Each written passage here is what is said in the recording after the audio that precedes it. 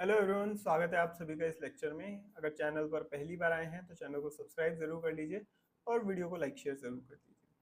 तो आज के सेशन में हम काफ़ी अच्छा एक टॉपिक डिस्कस करने वाले हैं। टीचिंग एप्टीट्यूड में आप जैसा कि आप सभी जानते हैं, आज के समय में काफ़ी यूनिक थ्योरीज पूछी जाती हैं, काफ़ी अलग अलग थ्योरीज पूछी जाती हैं और फिलोसफी से रिलेटेड काफ़ी सारे क्वेश्चन पूछे जाते हैं टीचिंग एप्टीट्यूड में। तो स्टूडेंट्स के लिए एग्जाम में इसे आंसर करना थोड़ा डिफिकल्ट हो जाता है अगर उन्होंने पहले ना पढ़ रखी हो तो आज हम वही सारी चीज़ें डिस्कस करने वाले हैं। ये जो लेक्चर आप अभी देखेंगे, ये दो लेक्चर्स को मिला के हमने एक मैराथन बनाई है और इसमें हमने सभी थ्योरीज और लेक्चर्स को सभी थ्योरीज और फिलोसफीज को कंबाइन करके ये लेक्चर बनाया है। दो अलग अलग लेक्चर्स हैं जिन्हें मर्ज किया है। तो ये एक तरीके से आपके लिए एक डेमो क्लास भी है जिसे आप ले सकते हैं। तो इसी तरीके से हमारे यहाँ पढ़ाई जाता है, किस तरीके से क्या पैटर्न फॉलो किया जाता है, ये सभी आपको देखने को मिलेगा। तो सेशन ज़रूर अटेंड कीजिए, आपके लिए काफ़ी यूज़फुल है। और सेशन आपको अच्छा लगे और आप मेरे से पूरा कोर्स लेना चाहें तो लिंक आपको डिस्क्रिप्शन में मिल जाएगी, आप कोर्स ले सकते हैं। यूजीसी नेट पेपर 1 का जो हमारा बैच है स्टार्ट हो चुका है। इस कोर्स में 100% रिकॉर्डेड कवरेज भी रहेगी, लाइव तो रहेगा ही। बेस्ट है कि आप लाइव अटेंड करें, अपने जो भी डाउट्स हैं आप वहीं पे क्लियर करें। डाउट क्लियरिंग सेशंस होते हैं हर लेक्चर के एंड में, मैं स्टूडेंट से पूछता हूँ, अगर कोई भी डाउट्स हों उनके क्लियर करता हूँ। जो पीडीएफ नोट्स आपको मिलते हैं वो डाउनलोडेबल रहते हैं, मतलब आप डाउनलोड कीजिए, प्रिंट कीजिए, आराम से पढ़िए। और एक इम्पॉर्टेंट चीज़ यहाँ पे मैं आपको बता दूँ कि नोट्स और टीचिंग अभी हिंदी और इंग्लिश दोनों मीडियम में चल रही है। हिंदी मीडियम और इंग्लिश मीडियम, तो दोनों ही तरीके से यहाँ पे पढ़ाया जा रहा है। आप टीचिंग स्टाइल देख सकते हैं। इसके पहले वाले जो वीडियोस हैं, लास्ट सेशन तक जो टीचिंग होती थी सिर्फ और सिर्फ इंग्लिश मीडियम में रहती थी। अभी जो टीचिंग चल रही है हिंदी मीडियम इंग्लिश मीडियम दोनों को साथ में यहाँ पे पढ़ाया जाता है। तो आपको काफ़ी अच्छा लगेगा, काफ़ी आप एंजॉय करेंगे ये lecture. Next, previous year questions का एक डिटेल एनालिसिस यहाँ पे प्रोवाइड किया जाता है, इस कोर्स का पार्ट रहेगा वो भी। और एग्ज़ाम में किस तरह के लेटेस्ट पैटर्न के क्वेश्चंस आ रहे हैं, अलग अलग तरह के क्वेश्चंस को किस तरीके से हमें सॉल्व करना है, ये सभी आपको सीखने को मिलेगा। प्रैक्टिस के लिए वीकली बेसिस पे आपको यूनिट वाइज क्विज भी प्रोवाइड किए जाते हैं। जो भी यूनिट हमने कंप्लीट करी है जिस वीक में, उसी अकॉर्डिंग आपसे क्वेश्चंस पूछे जाते हैं। व्हाट्सएप पर डाउट सॉल्विंग यहाँ पे प्रोवाइड करी जाती है आपको 24 घंटे। ये ओपन रहता है कि सबसे इजी प्लेटफॉर्म है व्हाट्सएप। जब भी आप कोई क्वेश्चन सॉल्व कर रहे हैं मान लीजिए और वहाँ पे आपको कोई प्रॉब्लम आ रही है, तो जस्ट उस क्वेश्चन की फ़ोटो खींचिए, जितना सॉल्यूशन आपने सॉल्व किया है उसकी फ़ोटो खींचिए और मुझे भेज दीजिए। मैं 24 घंटे में एक बार ज़रूर यहाँ पे रिप्लाई करता हूँ। तो ये काफ़ी यूज़फुल है स्टूडेंट्स को, स्टूडेंट्स के लिए काफ़ी हेल्पफुल है, अप्रिशिएट भी करते हैं। तो आप भी इस चीज़ का फ़ायदा उठा सकते हैं हमारे कोर्स के साथ जुड़ के। और जब आप कोर्स लेंगे तो आपको एक ई सर्टिफिकेट भी यहाँ पे प्रोवाइड किया जाएगा। तो अब देरी किस बात की, इतना सब कुछ मिल रहा है तो लिंक डिस्क्रिप्शन में है, जाइए कोर्स को चेकआउट कीजिए। इसी के साथ मैं आपको बता दूं कि हमारे कुछ कॉम्बो कोर्सेज भी चल रहे हैं। पेपर 1 के साथ आप इकोनॉमिक्स का कॉम्बो कोर्स ले सकते हैं, पेपर 1 के साथ आप कॉमर्स का कॉम्बो कोर्स ले सकते हैं, जो भी आपका सब्जेक्ट है अकॉर्डिंगली। तो चलिए सेशन को अब शुरू करते हैं। हेलो एवरीवन,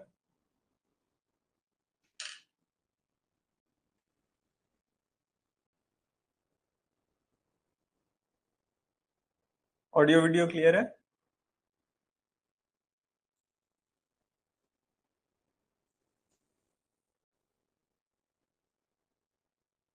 चलिए, गुड इवनिंग शफाक जी।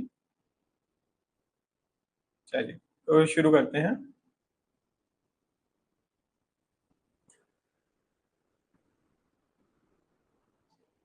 तो आज हम पढ़ेंगे लर्निंग थ्योरीज के बारे में। तो आज के समय में देखिए, जैसा आप सभी जानती हैं, थ्योरीज से काफी सारे क्वेश्चंस पूछे जाते हैं। लर्निंग थ्योरीज यानी सीखने के सिद्धांत। अब ये जो सीखने के सिद्धांत है मुख्य रूप से तीन तरीके के हो सकते हैं, बिहेवियरिज्म के, कॉग्निटिविज्म के और कंस्ट्रक्टिविज्म के। तीनों में मेन डिफरेंस क्या है देखिए। बिहेवियर बिहेवियरिज्म यानी व्यवहारवाद, ये कहता है कि, चलिए अपन एक काम करते हैं, नेक्स्ट स्लाइड पे समझते हैं ये क्या कहता है। देखिए, बिहेवियरिज्म व्यवहारवाद, कॉग्निटिविज्म यानी संज्ञानात्मकवाद और कंस्ट्रक्टिविस्ट थ्योरीज या कंस्ट्रक्टिविज्म यानी रचनावाद की जो थ्योरीज हैं, सिद्धांत है, वो क्या कहते हैं। हिंदी वालों के लिए स्लाइड अलग से दे दिया मैंने, आप पढ़ सकते हैं, मैं एक्सप्लेनेशन दे देता हूँ यहाँ पे। देखिए बिहेवियरल थ्योरीज क्या कहती हैं कि कोई भी व्यक्ति जो सीखता है उसके पीछे मेन चीज क्या है, क्यों सीखता है। वो दूसरों के बिहेवियर को ऑब्जर्व करता है, जो दूसरे लोगों का व्यवहार है उसको, उससे वो चीजें सीखता है। जो छोटे बच्चे सीखते हैं वो दूसरों को देखते हैं, वो जैसा करते हैं वो वैसा ही व्यवहार करने लगते हैं, वैसा ही बिहेवियर करने लगते हैं। तो ये है बिहेवियरिज्म की थ्योरी। ठीक है, बिहेवियरिज्म की थ्योरी ये भी कहती है कि बाहर से उनको कोई प्रलोभन दिया जाए, स्टिमुलस दिया जाए, उत्तेजित किया जाए उनको किसी काम को करने के लिए। ठीक है, तो उससे भी सीखते हैं। मतलब किसी बच्चे को हम बोलें कि चलो कविता सुनाओ, उसने कविता सुनाई तो हमने ताली बजा दी कि सबने अरे वाह बहुत अच्छी कविता सुनाई है। तो इससे भी बच्चा सीखता है, बच्चे को ये समझ में आ रहा है कि कविता सुनाना एक अच्छी चीज है, तो इससे भी बच्चा सीखता है।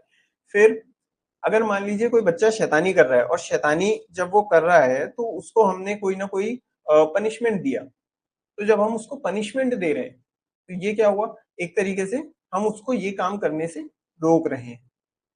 ठीक है, तो इससे भी वो चीजें सीखता है। तो ये सब चीजें कहाँ पे आती है, बिहेवियरिज्म की थ्योरी में आती है, व्यवहारवाद की थ्योरीज में आती है, सिद्धांत में आती है। फिर दूसरा है कॉग्निटिव थ्योरीज। कॉग्निटिव थ्योरी यानी संज्ञानात्मक वाद के सिद्धांत जो है वो क्या कहते हैं कि जो चीजें हम सीखते हैं वो हमारे मेंटल प्रोसेस के द्वारा सीखते हैं।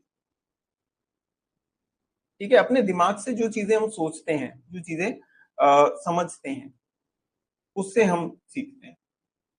फिर तीसरी होती है कंस्ट्रक्टिविस्ट थ्योरीज, यानी हम चीजें अपने आप क्रिएट करते हैं, रचनावाद, कि हम जो ज्ञान है उसकी रचना स्वयं करते हैं, नॉलेज को खुद कंस्ट्रक्ट करते हैं। कैसे करेंगे, एक्सपीरियंस से, अपने अनुभवों से हम चीजों को सीखते हैं। अब वास्तविक बात करें तो देखिए ये सभी चीजें हैं, इन सभी चीजों को मिला के हम सीखते हैं। हम दूसरों को देखकर भी सीखते हैं, है ना, कोई चीज हम याद करके भी सीखते हैं, और कई चीजें हम अपने एक्सपीरियंस से भी सीखते हैं। तो लर्निंग जो है अलग अलग तरीकों से की जा सकती है। अब देखिए थ्योरीज कौन कौन सी है, थ्योरीज कौन कौन सी। सबसे पहले आता है Pavlov theory of classical conditioning, Pavlov का शास्त्रीय अनुबंधन का सिद्धांत। इसको हम पावलोव एक्सपेरिमेंट, ये जो AKA है इसका मतलब है ऑल्सो नोन एज। ठीक है, ये काफी स्टैंडर्ड चीज है, हिंदी इंग्लिश वाले दोनों समझ सकते हैं। इसका हिंदी में इसको उर्फ बोल देते हैं, बाकी तो हिंदी वाले भी समझ सकते हैं AKA मतलब ऑल्सो नोन एज। ठीक है, तो इसका दूसरा क्या नाम है, पावलोव एक्सपेरिमेंट, पावलोव का प्रयोग। एक चीज इसमें ध्यान रखिएगा कि एग्जाम में ना कई बार इस तरीके से पूछा जाता है कि किसी दूसरे नाम से भी इस थ्योरी को पूछा जा सकता है, तो वहां पे ना आपको थोड़ा सा क्रैक करना पड़ेगा कि पावलोव एक्सपेरिमेंट, इससे मिलता जुलता कुछ नाम दे दिया, Pavlov theory of classical conditioning, इससे मिलता जुलता कुछ नाम दे दिया, वहां पे आपको क्रैक करना पड़ेगा कि असल में पूछ क्या रहे हैं। ठीक है, दो नाम तो मैंने यहाँ पे दे दिए, और भी इसको इधर उधर के नाम से पूछा जा सकता है। अब देखिए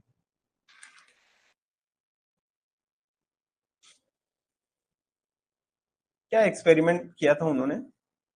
देखो, उन्होंने लिया एक डॉग जिसका नाम था टॉमी, काफी क्रिएटिव नाम था टॉमी, है ना।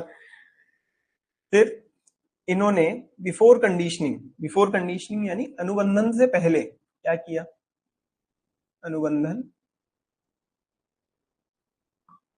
से पहले, अनुबंधन से पहले इन्होंने क्या किया, हमारे टॉमी को खाना दिखाया। ठीक है, फूड दिखाया, और जैसे ही खाना दिखाया क्या होने लगा, लार बनने लगी। जैसे ही खाना दिखाया सेलिवेशन यानी लार बनने लगी,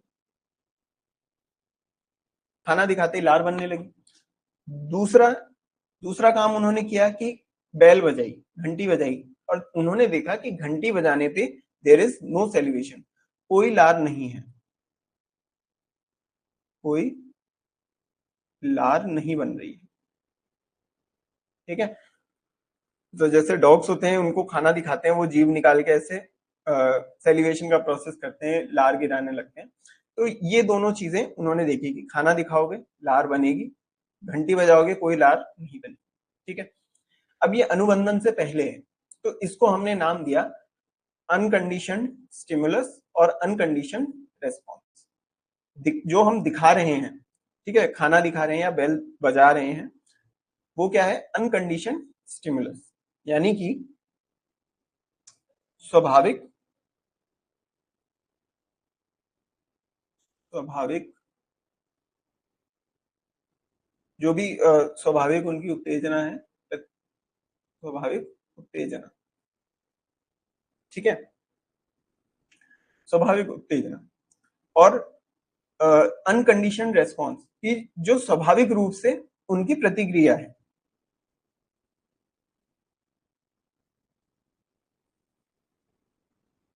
स्वाभाविक प्रतिक्रिया, काफी स्वाभाविक सी बात है कि खाना दिखाओगे तो लार बनेगी, ये स्वाभाविक प्रतिक्रिया है। ठीक है। फिर उसके बाद अनुबंधन किया गया ड्यूरिंग कंडीशनिंग, अनुबंधन के दौरान, अनुबंधन के दौरान क्या किया गया, देखो अनुबंधन किस तरीके से किया गया, कंडीशनिंग किस तरीके से की गई कि अब हमारे टॉमी को खाना दिखाते हैं और उसी के साथ में बेल बजा देते हैं, खाना दिखाते हैं और साथ में बेल बजा देते हैं। तो अब ये दोनों काम हो रहे हैं और इसके साथ सेलिवेशन हो रहा है। ठीक है, खाना दिखा रहे हैं, बेल बजा रहे हैं और उसी के साथ में लार भी बन रही है, हमने ये देखा ड्यूरिंग कंडीशनिंग, हमने ऐसा। अब कंडीशनिंग के बाद हमने क्या किया, अनुबंधन के बाद, अनुबंधन के बाद कई बार ये काम किया, पहले तो हमने कंडीशनिंग करी, कई बार ये काम किया कि खाना दिखा रहे हैं और साथ में बेल बजा रहे हैं और हमने देखा कि लार बन रही, ये कई बार किया। उसके बाद आफ्टर कंडीशनिंग, अनुबंधन के बाद क्या रिजल्ट हमारे सामने आया कि अब हमने सिर्फ बेल बजाई है, उसको खाना नहीं दिया, सिर्फ बेल बजाई है और फिर भी क्या हो रहा है, सेलिवेशन हो रहा है। सिर्फ घंटी बजाने पे जो हमारा टॉमी है उसके लार बन रही है। क्यों बन रही है, क्योंकि अब ये उसका कंडीशन रेस्पॉन्स, अनुबंधित उत्तेजना है। ठीक है, सॉरी, बेल बजाना जो उसके बाद कंडीशनिंग के बाद जो हम बेल बजा रहे हैं, ये अनुबंधित उत्तेजना है, कंडीशन स्टिमुलस है। और जो लार बन रही है सिर्फ बेल बजाने पे, ये कंडीशन रेस्पॉन्स हो गया, अनुबंधित प्रतिक्रिया हो।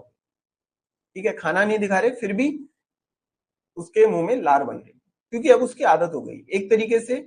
वो इस चीज को ऐसे इंटरप्रेट कर रहा है कि अभी बेल बजी है तो यानी कि अब खाना भी आने वाला है, तो ये कंडीशनिंग हो गई उसकी। और जो पेट्स की ट्रेनिंग हम करते हैं अक्सर इसी तरीके से करते हैं, और पावलोव ने ये एक्सपेरिमेंट करके दिखाया पेट के ऊपर। इसके और भी उदाहरण हो सकते हैं, जैसे आप देखिए कि जो जूडो कराटे सीखते हैं ना, उनकी कंडीशनिंग कुछ इस तरीके से कर दी जाती है कि जब कभी रियल फाइट करते हैं वो, तो उनके अपने आप हैंड्स के जो एक्शंस होते हैं वो उसी तरीके से जाते हैं, उनके माइंड में फीड होता है कि उन्हें पंच किस तरीके से करना है, किक किस तरीके से करना है। वो सोचते थोड़ी हैं कि अच्छा भाई इस तरीके से पंच करना है, थोड़ा हाथ को घुमाना है या जो भी करना है, वो बाय डिफॉल्ट उनके अंदर से आता है। तो इस तरीके से कंडीशनिंग हो जाती है, अनुबंधन किया जाता है। ठीक है, आई होप ये एक्सपेरिमेंट सबको अच्छे से समझ में आ गया होगा। चलिए आगे बढ़ते हैं।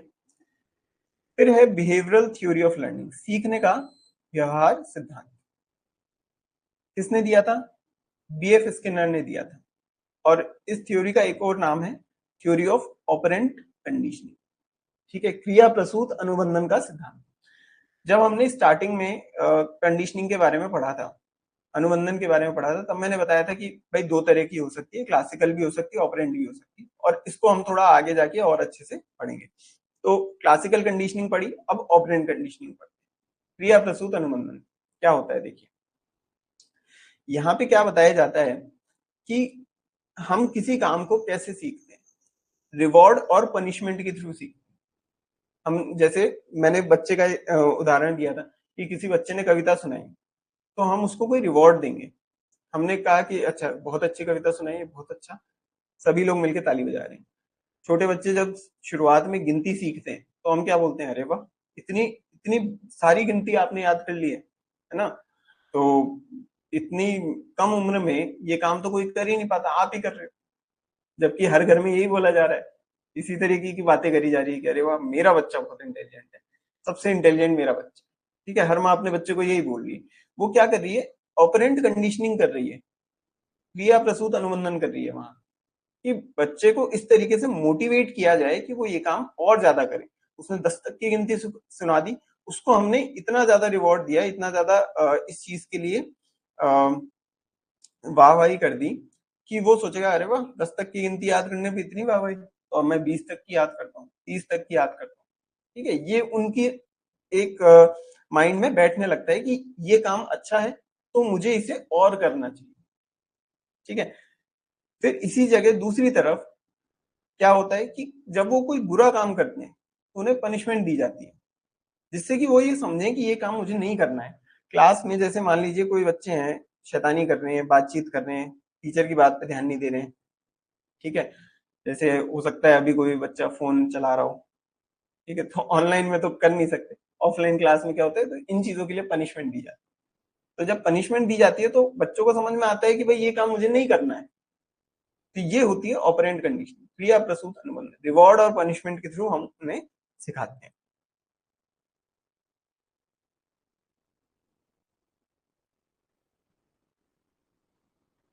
फिर आता है Piaget theory of cognitive development, पियाजे का संज्ञानात्मक विकास का सिद्धांत।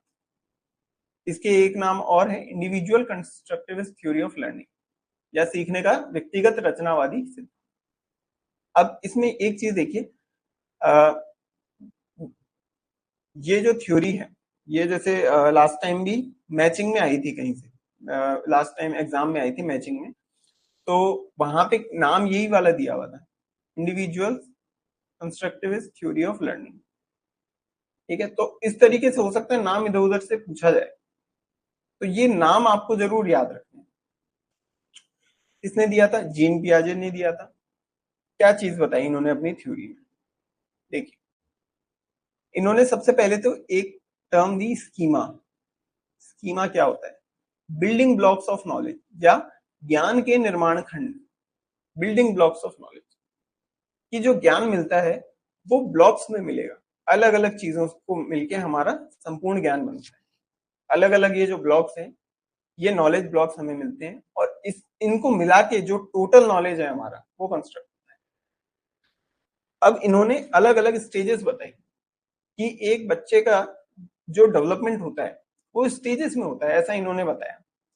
तो जैसे अगर कोई बच्चा है, उसकी एज है 2 साल तक, 2 साल तक का बच्चा, उसकी कौन कौन सी स्टेजेस होंगी। स्टेज का नाम दिया सेंसरी मोटर।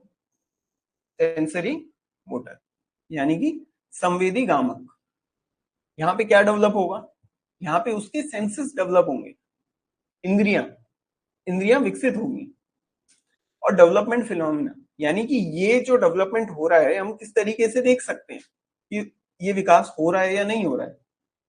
तो विकास की घटना किस तरीके से होगी, ऑब्जेक्ट परमानेंट, यानी वस्तु स्थायित्व। ऑब्जेक्ट परमानेंट, वो उसकी एक इस तरह की आदत होगी, मान लो अगर उसके पास कोई हाथ में कोई खिलौना है, उसको कोई दूसरा व्यक्ति लेना चाहे, तो वो क्या करेगा, वो मतलब उस चीज को लेना चाहेगा, ऑब्जेक्ट परमानेंस। फिर स्ट्रेंजर एंजाइटी, अजनबी की चिंता होती है, डर लगता है। कोई जैसे छोटा बच्चा होता है ना, आप बोलोगे कि अरे मेरी गोद में आ जाए, वो आया और आते ही रोने लग गया, क्यों, क्योंकि आप उसके लिए स्ट्रेंजर हो। जो स्ट्रेंजर के पास जाता है जैसे ही वो रोने लग जाता है, इस तरह का स्वभाव होता है बच्चों।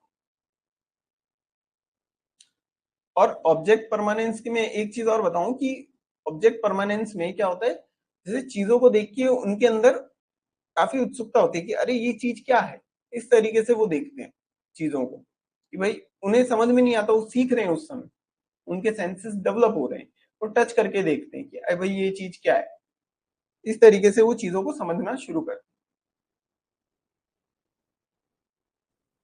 फिर देखिए जब 2 से 6 साल के बच्चे होते हैं, वहां पे स्टेज का नाम है प्री ऑपरेशनल। प्री ऑपरेशनल यानी कि पूर्व सक्रियात्मक, पूर्व सक्रियात्मक। अब यहाँ पे जो बच्चे हैं वो शब्दों से और चित्रों से, वर्ड्स एंड पिक्चर्स से सीखते हैं। डेवलपमेंट फिनोमिना क्या क्या है, विकास की घटनाएं क्या देखते हैं? प्रिटेंड प्ले करने लगते हैं। जैसे मान लो प्रिटेंड प्ले का मतलब क्या होता है कि बच्चों को कुछ चाहिए, ठीक है, अब वो उनको मिल नहीं रहा है तो वो क्या करेंगे, रोने की एक्टिंग करेंगे। अब माँ जैसे मतलब हमारे समय में तो ऐसा होता था, बच्चा जब रोता था ना तो उसको 2 थप्पड़ और लगा दिए जाते थे। ठीक है, लेकिन परवरिश धीरे धीरे बदलती जा रही है। आज के समय में बच्चा रोता है कि भाई मेरे को टीवी देखना है, या जो मतलब कार्टून आते हैं पेपा पिग वगैरह करके, जो छोटा बच्चे आजकल कुछ ज्यादा ही ट्रेंडिंग में देखते हैं, ठीक है। तो जैसे ही वो रोते हैं तो आजकल क्या किया जाता है, उनको यूट्यूब में चला के देते हैं कि ये लो, ठीक है। खाना खाते हैं तो खाना खाते टाइम भी उनको यूट्यूब चाहिए साथ में। इस तरीके से बच्चे आजकल करते हैं। और नहीं दो तो रोने की एक्टिंग करते हैं, असल में वो रो नहीं रहे होते, वो सिर्फ प्रिटेंड प्ले करते हैं। फिर दूसरी चीज होती है ईगो सेंट्रिज्म, आत्म केंद्रिता। ईगो सेंट्रिज्म में क्या होता है कि उन्हें चीजें अपनी लगती, एक जैसे छोटे बच्चों में होता है कि जैसे मान लीजिए कोई 5 साल का बच्चा है, उसका छोटा भाई भी है, उन दोनों में क्या बात होती है कि नहीं मम्मी मेरे साथ सो, मेरा काम करो।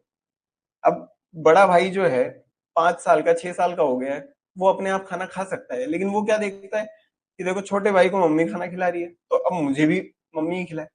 अगर छोटा भाई नहीं होता तो हो सकता है वो अपने आप खाना खाने लग भी जाता, लेकिन क्योंकि वो देख रहा है कि छोटे भाई को मम्मी खाना खिला रही है तो मम्मी तो मेरी भी है तो मुझे भी खाना खिलाओ, मोए कौन है खिलाए, मोए भी खिलाओ खाना। तो ये ऐसा ईगो सेंट्रिज्म होता है। फिर तीसरी चीज जो डेवलपमेंट फिनोमिना में है वो है लैंग्वेज, भाषा का विकास होने लगता है। धीरे धीरे बच्चे भाषा को सीखने लगते हैं। फिर नेक्स्ट स्टेज है 7 से 11 साल के बच्चे,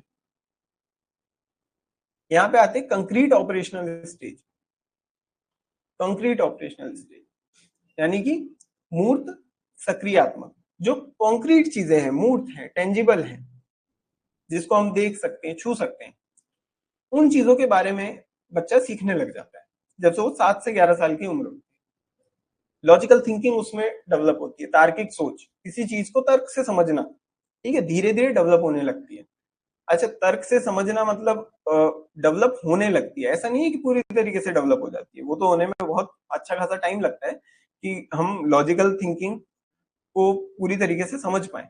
और ये भी सबका अपना अलग अलग लेवल होता है, अभी भी आप सीख रहे हैं, अभी भी मतलब ऐसा नहीं, आप क्या मैं भी सीख रहा हूँ, ठीक है, हम सब अभी, हमारी जो लॉजिकल थिंकिंग है वो काफी बढ़ती है, काफी लंबे समय तक हम लॉजिकल थिंकिंग हमारी बढ़ती है। और वो शुरू कब होती है, 7 से 11 साल की उम्र में, कि हम चीजों को लॉजिक से समझने। फिर टेंजिबल, टेंजिबल यानी जो चीजें हैं जिनको हम छू सकते हैं, छू के समझना, टेंजिबल, इसको हिंदी में बोले मूर्त। तो ये चीजें हम धीरे धीरे समझने लगे। फिर डेवलपमेंट फिनोमिना क्या है, मैथमेटिकल ट्रांसफॉर्मेशन, ठीक है, गणितीय परिवर्तन। मैथ्स को हम समझने लगते हैं, नंबर से डील करने लगते हैं, एडिशन सब्ट्रैक्शन, ये सभी चीजें धीरे धीरे हम सीखते हैं। फिर कंजर्वेशन, संरक्षण, ये भी भावना धीरे धीरे डेवलप होती है कंजर्वेशन की, किसी से बात करना नहीं करना, इस तरह की कुछ विचार चलते हैं उस कंजर्वेशन की भावना, ठीक है। दूसरे से बात करने में 2 बार पहले सोचना पड़ता है। हालांकि कुछ बच्चे इसमें भी पर्सनैलिटी होती है, कई बच्चे बड़े होके भी थोड़े इंट्रोवर्ट ही रहते हैं, ठीक है, दूसरे से बात करने में उन्हें थोड़ी झिझक होती है, तो ये पर्सनैलिटी है, लेकिन धीरे धीरे ये चली भी जाती है। फिर 12 साल के बाद क्या होती है, वो होती है फॉर्मल ऑपरेशनल।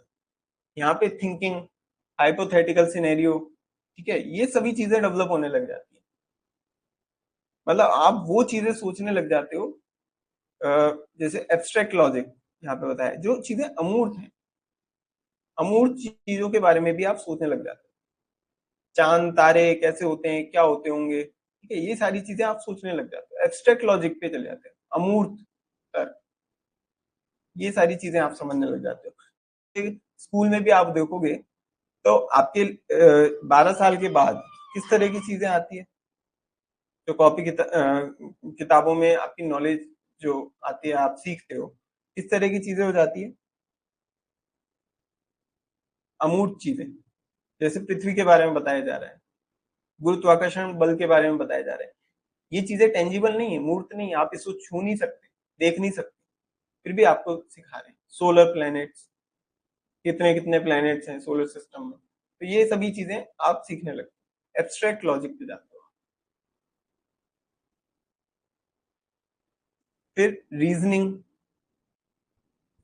तर्क देना, ठीक है, तो ये भी चीजें आप सीखने लगते हो। पोटेंशियल फॉर मैच्योर मोरल, मतलब परिपक्व नैतिक के लिए संभावित, मतलब आप सीखना आप शुरू कर सकते हो। Potential for mature moral, intangible चीजों के बारे में सीखना आप शुरू कर सकते हो। तो ये पियाजेट की थ्योरी थी। इसमें बताया गया कि स्टेजेस में हमारी जो लाइफ है वो डिवाइडेड है, और नॉलेज जो आती है स्टेजेस में आती है, कि आप इतने बड़े हो गए तो ये सीखोगे, इतने बड़े हो गए तो ये सीखोगे, ये थ्योरी इन्होंने दी। फिर इससे काफी कॉन्ट्राडिक्टरी थ्योरी आई जो दी थी वाइगॉट्स्की ने, वाइगॉट्स्की थ्योरी ऑफ लर्निंग, वाइगॉट्स्की का सीखने का सिद्धांत। इसके 3 अलग अलग नाम है, वाइगॉट्स्की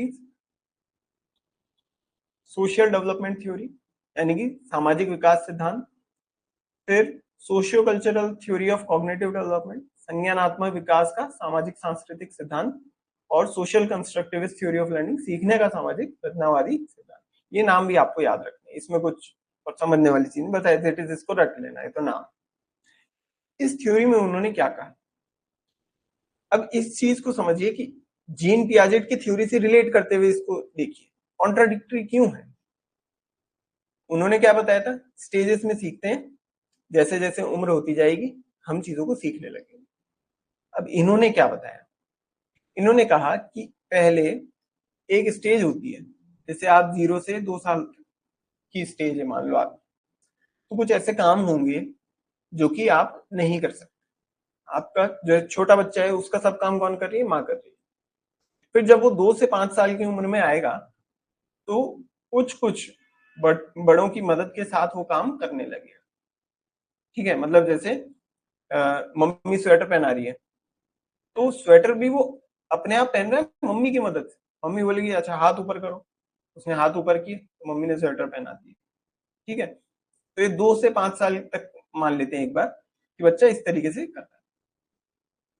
इसी इस जोन को हम बोलते हैं zone of proximal development, zone of proximal development, समीपस्थ विकास क्षेत्र। यहाँ पे हम अपने से अधिक जानकार लोगों के साथ सीखते हैं, मोर नॉलेजेबल अदर्स के साथ चीजों को करना सीख रहे हैं। फिर इसके बाद वो स्टेज आती है जो कि हम अपने आप चीजों को सीखने लगते हैं। अब इन्होंने ना उम्र के बारे में कुछ स्पेसिफिकली नहीं बताया, ये तो मैंने चलो स्वेटर पहनने का एग्जाम्पल दिया तो मैंने उम्र यहाँ पे लिख दी, लेकिन ये किसी भी जगह ये थ्योरी अप्लाई हो सकती है। मतलब जैसे आप कार चलाना सीख रहे हो, शुरुआत में आप कार चलाना सीखते हो तो कोई आपके साथ में बैठा होता है, ठीक है, जोन ऑफ प्रॉक्सिमल डेवलपमेंट में होते हो, मोर नॉलेजेबल अदर्स हैं जो आपको सिखा रहे हैं वहां पे, उनके साथ में मिलके आप ये काम कर रहे हैं, उसके बाद में आप अपने आप करने लग जाओगे। तो वाइगॉट्स की थ्योरी ऑफ लर्निंग ये कहती है कि लर्निंग की 3 स्टेजेस है, पहले तो आप वो काम नहीं कर पाओगे, कोई दूसरा कर रहा होगा, उसके बाद वो स्टेज आएगी जब आप अपने से अधिक जानकार लोगों के साथ, मोर नॉलेजेबल अदर्स के साथ इस काम को करना सीखोगे, और उसके बाद वो फाइनली स्टेज आएगी जहां पे आप काम को अपने आप करने लगोगे। ये 3 स्टेजेस में आप चीजों को सीखो। अब ये जो थ्योरी है ये जीन पियाजे की थ्योरी को कॉन्ट्राडिक्ट करती है कुछ मायनों में। कौन कौन से हैं यहाँ पे देखिए, इसकी मैं हिंदी आपको नोट्स में दे दूंगा क्लास के बाद। देखिए वाइगॉट्स्की ने क्या कहा, लर्निंग जो है सोशल फिनोमिना है, सोशल फिनोमिना है, सोसाइटी से आप सीखते हो, एक सामाजिक प्रकरण है, समाज के साथ आप सीखते हो, क्योंकि सीखने के लिए आप जोन ऑफ प्रॉक्सिमल डेवलपमेंट में जाओगे, जहाँ पे आप मोर नॉलेजेबल अदर्स, अपने से ज्यादा जानने वाले लोगों के साथ आप उस काम को करना सीखोगे। जबकि पियाजेट ने क्या कहा कि एक सॉलिटरी फिनोमिना है, मतलब आप अकेले ही सीख रहे हो, आपकी उम्र बढ़ रही है और आप सीख रहे हो, उन्होंने ये कहा पियाजेट। वाइगोट्स्की ने फिर क्या कहा कि लर्निंग जो है आपकी सोसाइटी पे डिपेंड करती है, समाज पे डिपेंड करती है। आप जिस समाज में हो, जहां पे उस समाज के जो तौर तरीके हैं, उस तरीके से आप सीखोगे, है ना। मतलब अगर आप मान लीजिए अलग अलग धर्मों के परिवार से संबंध रखते हैं, किसी परिवार में आप चरण स्पर्श करेंगे, किसी परिवार में आप हाथ जोड़ के नमस्कार करेंगे, सत श्री अकाल करेंगे, किसी में आदाब करेंगे। तो ये डिपेंड करता है कि आप किस सोसाइटी पर हैं, उस तरीके से आप लोगों को ग्रीट करना सीखेंगे। ठीक है, लर्निंग डिपेंड करती है सोसाइटी पे, समाज पे निर्भर करती है। वहीं पियाजे कहते हैं कि डेवलपमेंट इज यूनिवर्सल। आप उस उम्र को अचीव कीजिए, आप काम को करना सीख लेंगे। उन्होंने कहा डेवलपमेंट इज यूनिवर्सल। फिर वाइगोट्स्की ने क्या कहा, लर्निंग प्रीसीड्स डेवलपमेंट, यानी पहले आप सीखोगे और बाद में डेवलपमेंट होगा। और पियाजे कह रहे हैं डेवलपमेंट प्रीसीड्स लर्निंग, यानी पहले आपका विकास होगा, उसके बाद में आप चीजें सीखें। फिर है लैंग्वेज ड्राइव्स थॉट्स। वाइगोट्स्की कहते हैं कि जो भाषा है उसके आधार पे आपके विचार बनने लगेंगे। ऐसा क्यों? क्योंकि देखिए, जब चीजें आप समाज से सीख रहे हो, समाज के साथ आप उन चीजों को सीख रहे हो, तो भाषा होना जरूरी है। ठीक है, तो लैंग्वेज ड्राइव्स थॉट्स। पियाजे क्या कह रहे हैं, थॉट्स ड्राइव लैंग्वेज, कि जैसे जैसे आप बड़े होते हो, आप चीजों सीखते हो, उसी प्रकार की आपकी भाषा हो जाती है। फिर सोशल स्पीच जो है वो आपकी इनर स्पीच बन जाती है, वाइगोट्स्की ऐसा कहते हैं। और पियाजे कहते हैं कि आपकी जो इनर स्पीच है वही आपकी सोशल स्पीच बन जाती है। इस चीज को ऐसे समझो, वाइगोट्स्की क्या कह रहे हैं कि जैसी चीजें आप समाज में सुनोगे, वैसे ही आपकी अंतरात्मा की भाषा हो जाएगी। ठीक है, जिस तरह के अगर सभ्य समाज में हो तो आपकी भाषा भी सभ्य होगी। और पियाजे क्या कह रहे हैं कि आपकी जो इनर स्पीच है उसके अकॉर्डिंग ही आप अपनी सोसाइटी चूज कर लोगे। मतलब अगर आपको जो थोड़ी असभ्य भाषा पसंद है, तो आप इसी तरीके के मित्र चुनोगे जिनके साथ आप असभ्य भाषा में बात कर सको। ठीक है, ये वो बता रहे, इनर स्पीच ही आपकी सोशल स्पीच बन जाएगी। चलिए अगला समझते हैं, ब्रूनर्स स्पाइरल करिकुलम। सर्पिल पाठ्यक्रम की बात कही ब्रूनर ने। तो देखिए, इन्होंने 3 की आइडियाज दिए। क्या क्या थे ये 3 आइडियाज? पहला तो ये, revisit the same topic multiple times, एक ही विषय को बार बार आप देखो। फिर दूसरी स्टेज, दूसरा idea, link new ideas with old ones. जो नए आइडिया आप सीख रहे हो उसको पुरानों से संबंध रखते हुए सीखो, पुराने से लिंक करो। तीसरा, increase the complexity in each revision, यानी जब भी आप देख रहे हो उस चीज की कॉम्प्लेक्सिटी थोड़ी बढ़ा दो। अब इस चीज को कहीं अप्लाई करके देखिए। अब मैथ्स में आपने ये देखा होगा, क्लास 1 में हम एडिशन सीख रहे हैं, क्लास 2 में भी एडिशन सब्ट्रैक्शन ये सारी चीजें आ रही है। ठीक है, फोर्थ, थर्ड, फोर्थ, फिफ्थ, ऐसे सेम टॉपिक रिपीट हो रहे हैं। मतलब अब जैसे प्रोबेबिलिटी है, प्रोबेबिलिटी वो टॉपिक है जो 9th-10th में शुरू होता है, फिर 11th-12th में चलता है, ग्रेजुएशन में चलता है, मास्टर्स में चलता है, अभी आपके नेट में भी है। लेकिन हर बार क्या हो रहा है, आप सेम ही टॉपिक बार बार रिविजिट कर रहे हो, पुराने से लिंक कर रहे हो, लेकिन हर बार उसकी कॉम्प्लेक्सिटी बढ़ा रहे हैं।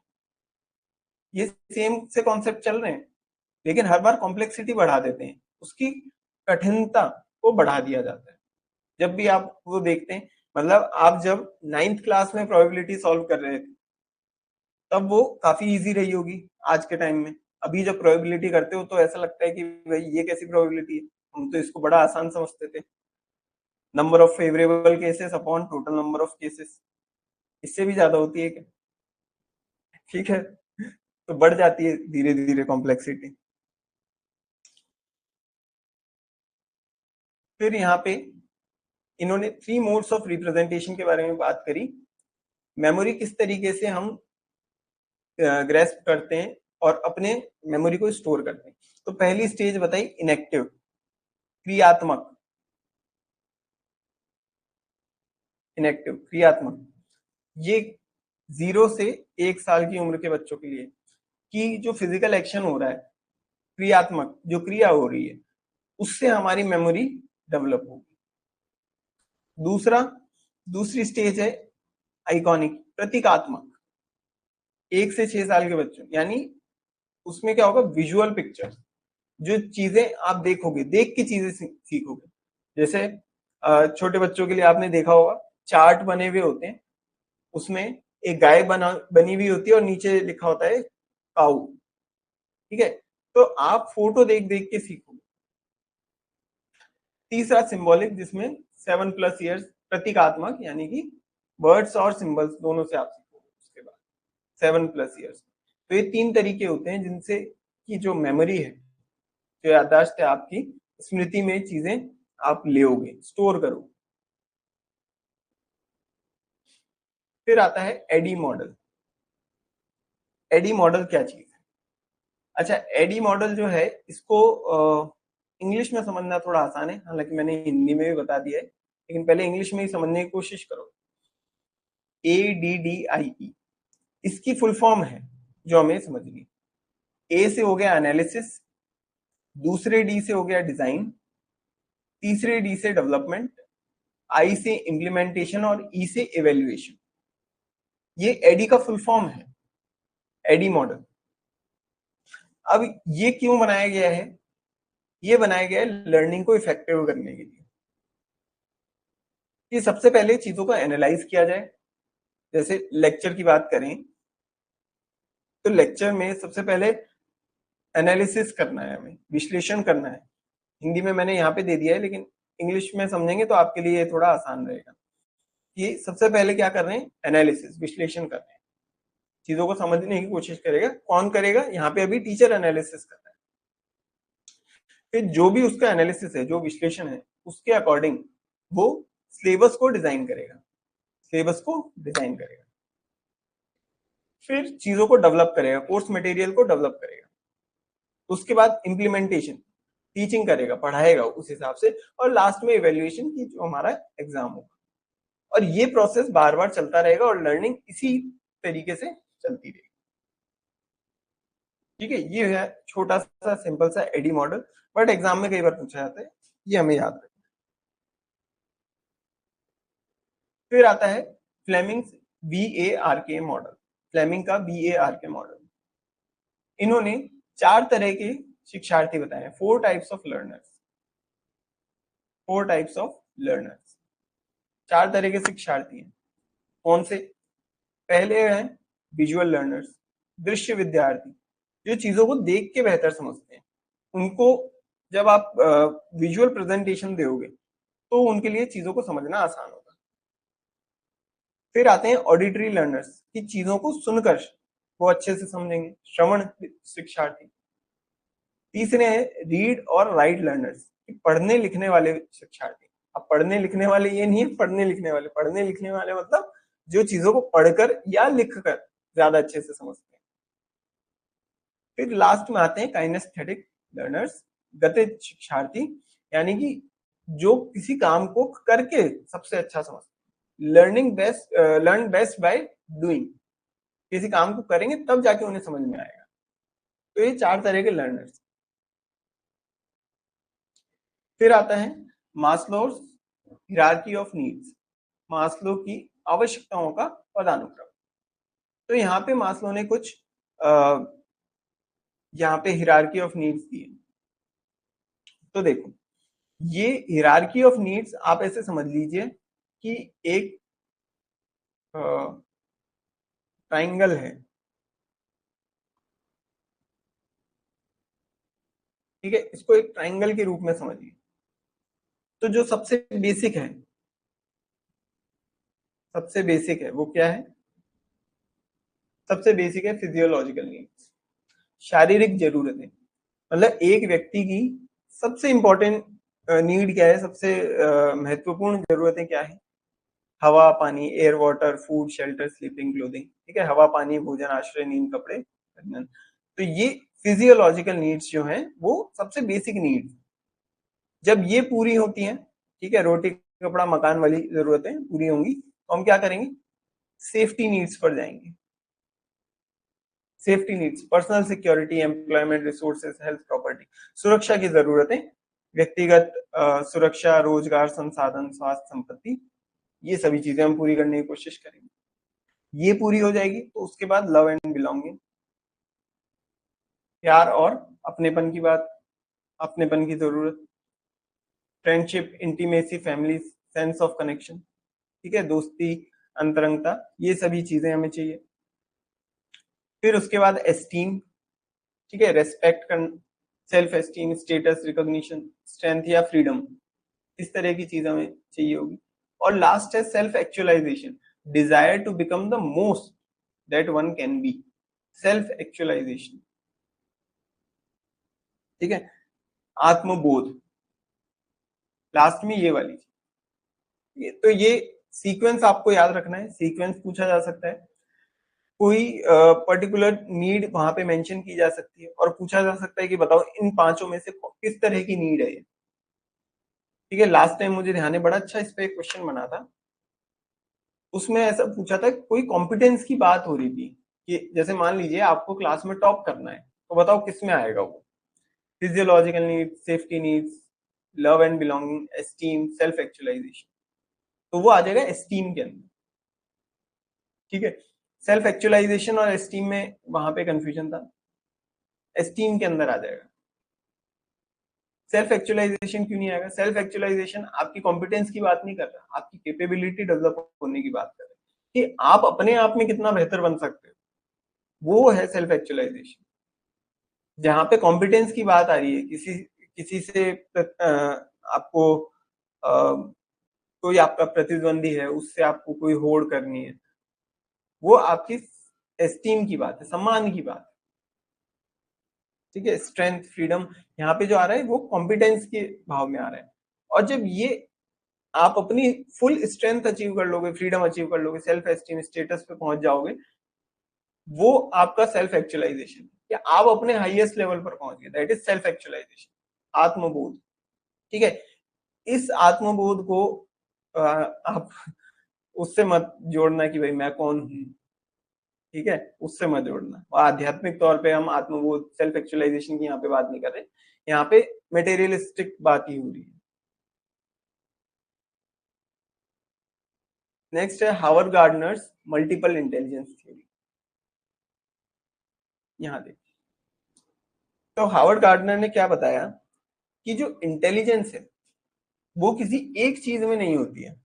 ठीक है, उसके अलग अलग एरियाज होते हैं। तो कौन कौन से एरियाज होते हैं? देखो, स्पेटियल यानी स्थानिक एरिया। स्पेटियल इंटेलिजेंस किसको जरूरत होती है? जैसे मान लीजिए कोई चित्रकार है, पेंटर है, वो चीजों को विजुअलाइज करेगा, वो अपने आप से किसी जैसे पेंटिंग बनाते हैं, मोनालिसा की पेंटिंग है, ठीक है, या कोई और भी सुंदर सी ऐसी कोई पेंटिंग बनाते हैं आप इमेजिन करके। हालांकि ज्यादातर तो मेरे जैसे ही होंगे जिन्होंने इमेजिन करके आज तक एक झोपड़ी बनाई होगी, ठीक है, उसके पास में नदी बहती है, उसके गेट से ही सड़क निकलती है, पीछे पहाड़ है जिसके बीच में सूरज झांक रहा है, और चिड़िया बनेगी एकदम इस तरीके से, है ना। ज्यादातर हम हमारी पेंटिंग इतनी है, जो पढ़ाकू ज्यादा ही हो जाते हैं उनकी ये स्पेटियल इंटेलिजेंस थोड़ी कम ही रह जाती है, कोई बात नहीं, ठीक है। तो स्पेटियल इंटेलिजेंस यानी आप इस तरह की इंटेलिजेंस है कि आप दुनिया को इमेजिन कर सकते हैं, विजुअलाइज कर सकते हैं। फिर naturalist, understanding the living things and reading nature, प्रकृतिवाद, आप नेचर को समझने लगते हैं। जैसे कई साइंटिस्ट होते हैं, नेचर के रिसर्चर्स होते हैं, ठीक है। अमेजोन के अंदर हाल फिलहाल में जैसे एक फंगस मिली है जो कि प्लास्टिक को खाती है, तो नेचर को समझने की कोशिश करते हैं, इस तरह की चीजों पे रिसर्च। नेचुरलिस्ट, ठीक है, कहाँ का पानी कैसा है, जनजाति कैसी है, हैबिटेट्स कैसे हैं, ये सारी चीजें वो ढूंढते रहते हैं। नेचुरलिस्ट, नेचर से बड़ा उनको प्यार होता है, नेचर से सीखने की कोशिश करते हैं, नेचर की इंटेलिजेंस अच्छी होती है। कई ऐसे होते हैं, जैसे आपको पता होगा, जैसे घर में गार्डनिंग का काम करते हैं।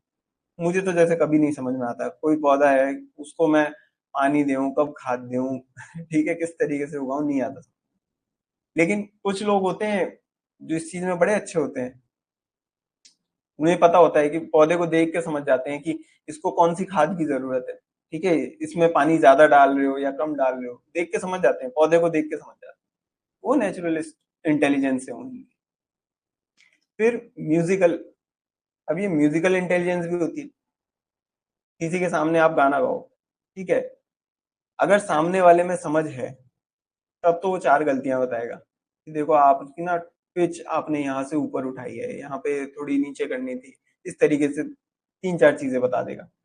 और अगर मेरी जैसी म्यूजिकल इंटेलिजेंस हो, तो सिर्फ ताली बजाने में है ना समझदारी है, क्योंकि आपके पास कोई क्रिटिकल कमेंट नहीं होगा, क्या बताएंगे, खुद की कुछ नॉलेज नहीं है।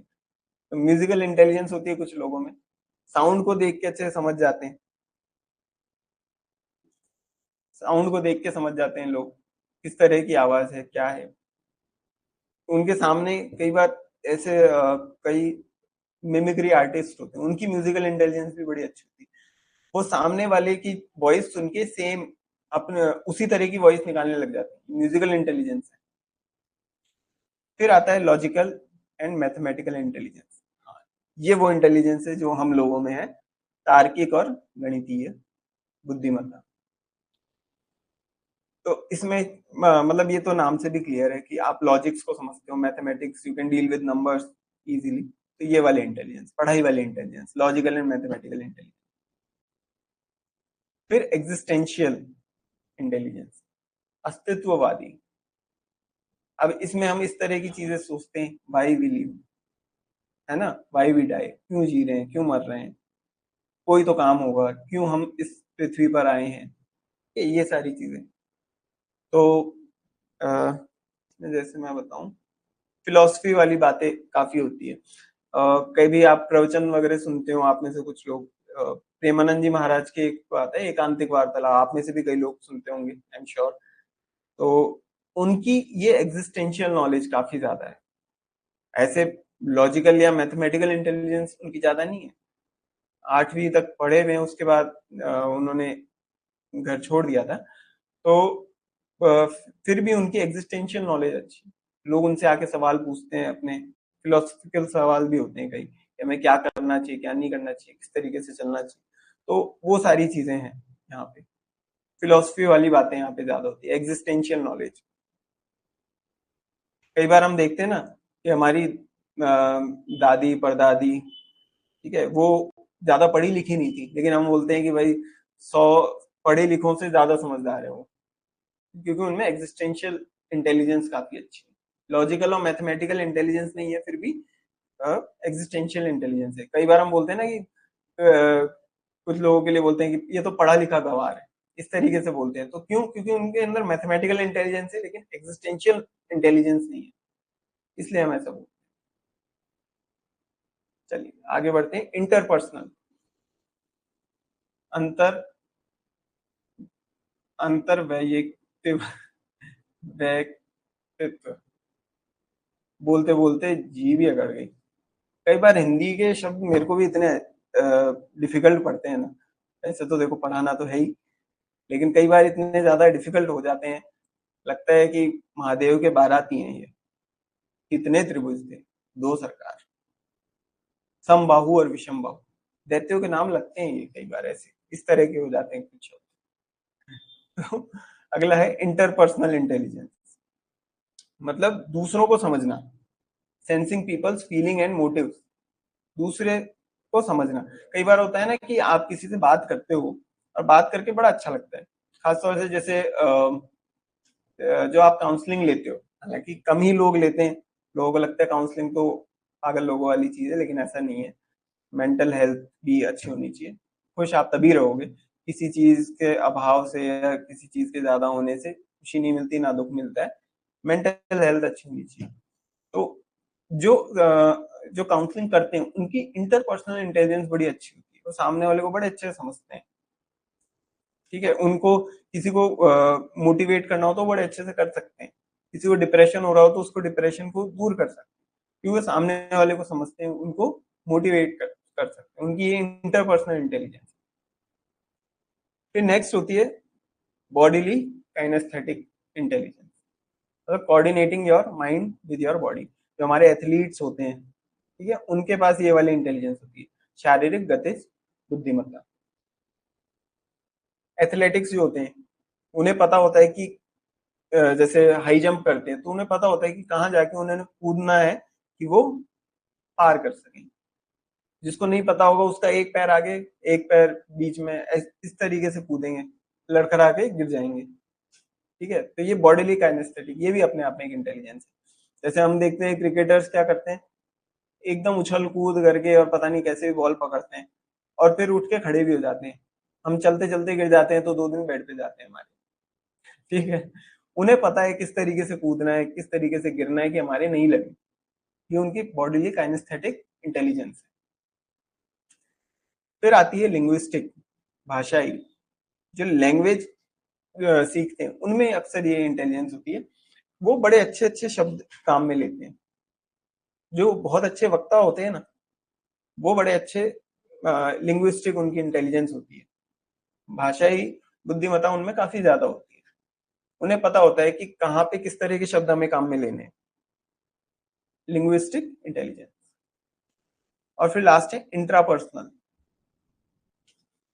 अंतरा व्यक्तिगत। इंट्रापर्सनल यानी आप खुद को समझें, what you feel, what you want. ठीक है, इंट्रापर्सनल खुद की जरूरतों को समझने वाली इंटेलिजेंस। एक बड़ी अच्छी बात मैंने सुनी थी, जैसे इंट्रापर्सनल में आप बड़े अच्छे से इसको समझ पाओगे, मतलब ये फेज कुछ आप अपनी उम्र से रिलेट करके समझ पाओगे।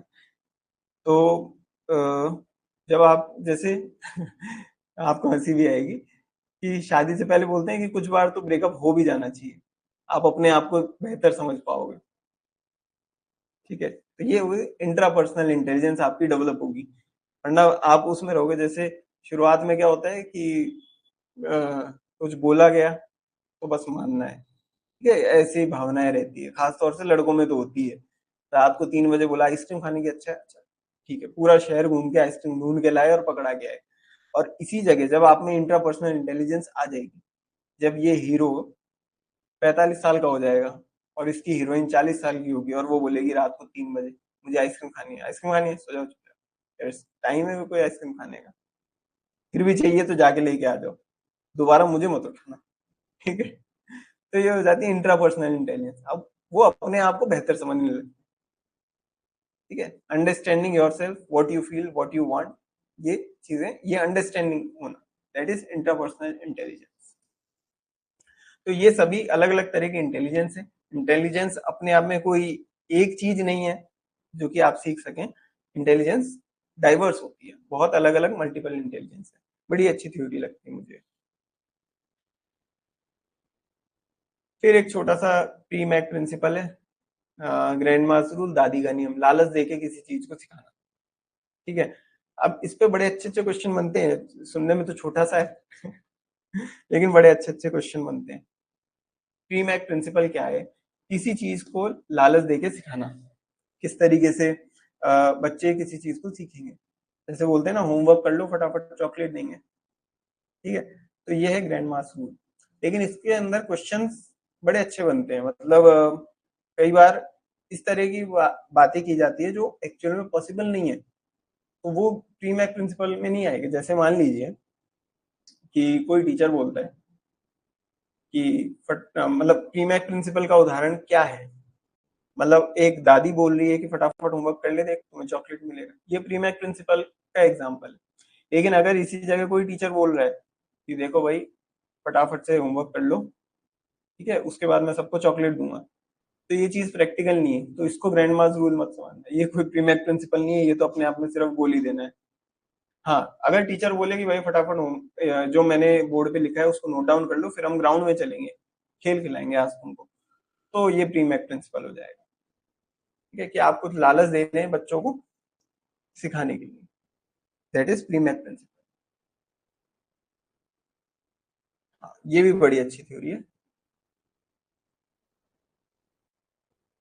ये आज की लास्ट थ्योरी है, बाकी थ्योरी फिर हम कल पढ़ेंगे और आपके डाउट्स लेंगे। सोशल थ्योरी ऑफ लर्निंग, सामाजिक शिक्षण सिद्धांत, किसने दिया था? Albert Bandura. क्या नाम था? Albert Bandura. बंडूरा भाई साहब का नाम आप भूलेंगे भी नहीं मैं मान के चलता हूँ, काफी यूनिक सा सरनेम है। दोस्त को भी आप बुला सकते हैं इस सरनेम से, कभी लेट पहुंचे तो बोल सकते हैं अरे बंडूरा कहाँ रह गया, इस तरीके से। तो ये नाम आपको याद रहेगा।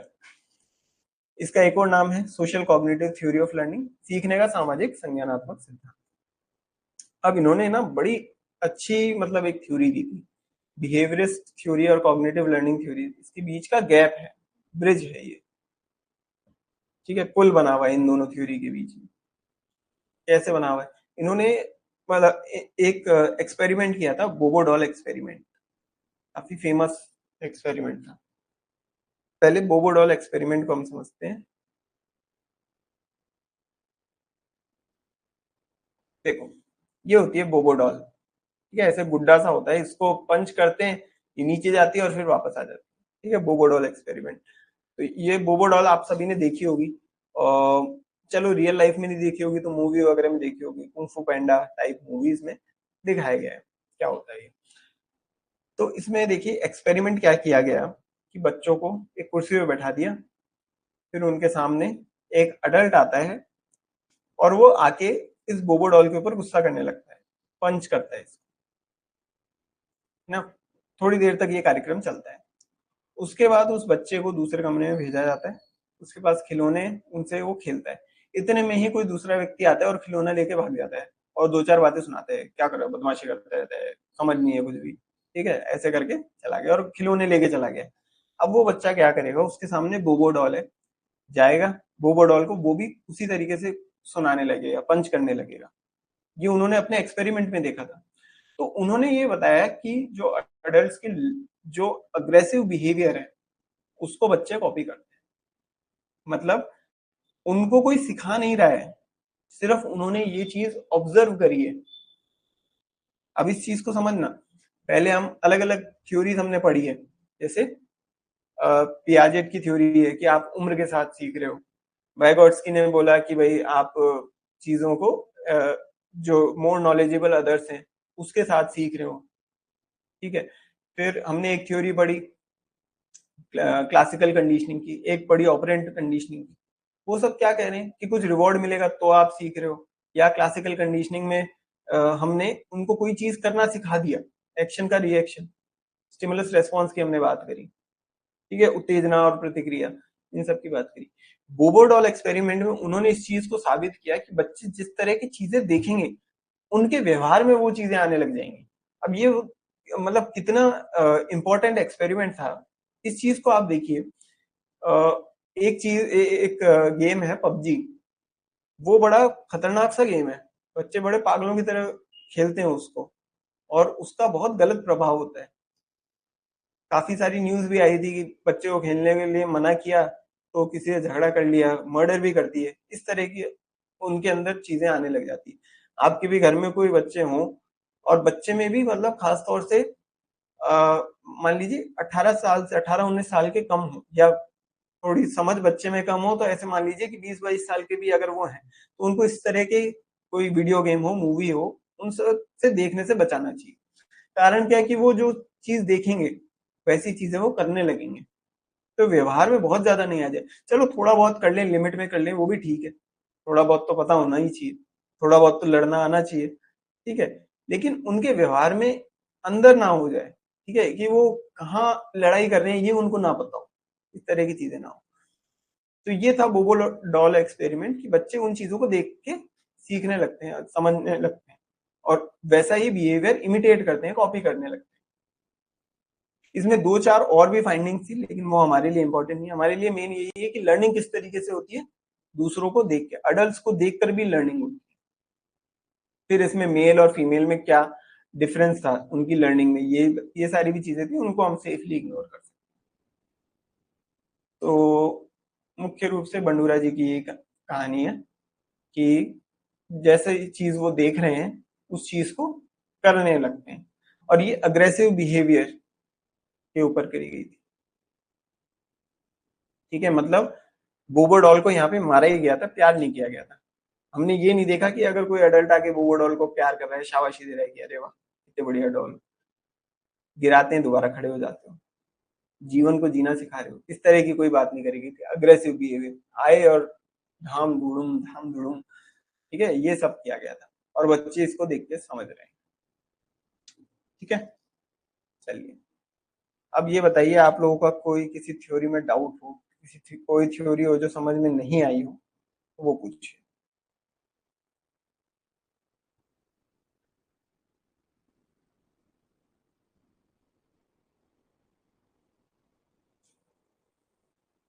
हिंदी वालों के लिए देखिए, ये अलग से भी दिया हुआ है, वो क्लास के बाद में इसको आप जब डाउनलोड करेंगे तो पढ़ सकते हैं। कोई डाउट किसी थ्योरी में? कोई डाउट नहीं? तो खत्म करें आज की क्लास।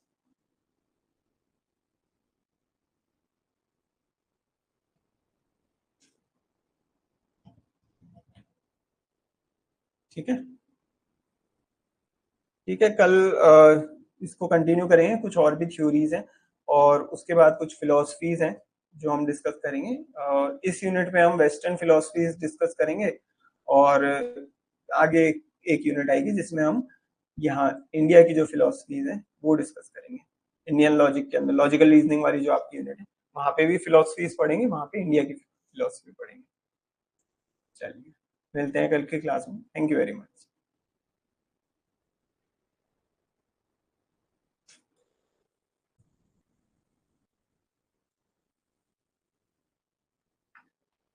तो हम लर्निंग की कुछ थ्योरीज पढ़ रहे थे, कुछ कॉन्सेप्ट थे उसके अंदर जो अभी बचे हुए हैं, तो उन्हें कंप्लीट करते हैं। नेक्स्ट आता है ड्रेकर स्कूल ऑफ मिसबिहेवियर। कोई भी स्टूडेंट मान लीजिए अगर क्लास में मिसबिहेव करता है तो उसका कुछ ना कुछ गोल होगा जिसको पूरा करने के लिए वो मिसबिहेव कर रहा है। क्या क्या गोल्स हो सकते हैं? टू गेन अटेंशन, यानी अपनी ओर ध्यान आकर्षण आकर्षित करने के लिए वो हो सकता है क्लास में कुछ ना कुछ शैतानी करे जिससे कि लोग उसको देखें। दूसरा, to gain power and control, कि कुछ बच्चे होते हैं ना कि सीधे जा रहे हैं और जाते जाते किसी को भी ऐसे थोड़ा बहुत मार के चले जाते हैं। ठीक है, तो वो अपनी पावर को, अपने कंट्रोल को एस्टेब्लिश करना चाहते हैं, कोई जा रहा होता है तो बीच में टांग अड़ा देते हैं जिससे कि वो गिर जाए। इस तरह के जो मिसबिहेवियर किए जाते हैं, हालांकि करना मत, अच्छी बात नहीं होती, और खैर आप लोग करोगे भी नहीं उस चीज से, काफी आगे आ गए हो। तो to gain power and control. फिर डिस्प्ले फीलिंग ऑफ इनएडिक्वेसी, अपर्याप्तता की भावना प्रदर्शित करने के लिए। कई बार क्या होता है, टीचर पढ़ा रहा होता है, स्टूडेंट हो जाते हैं बोर। ठीक है, तो कुछ बदमाश बच्चे कुछ इस तरह की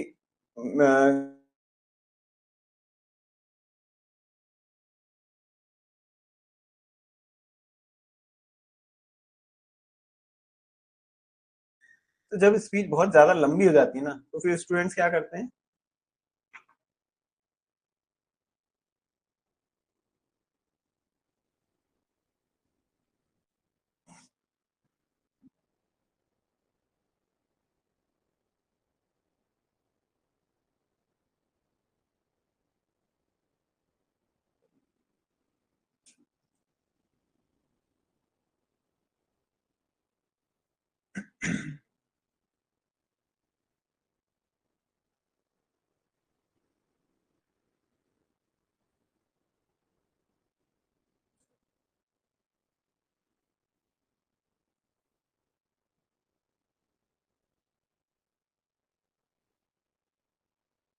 अभी क्लियर है?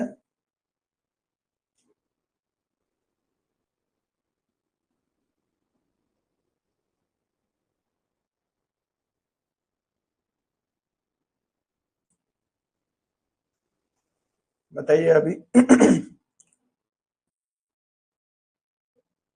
हाँ,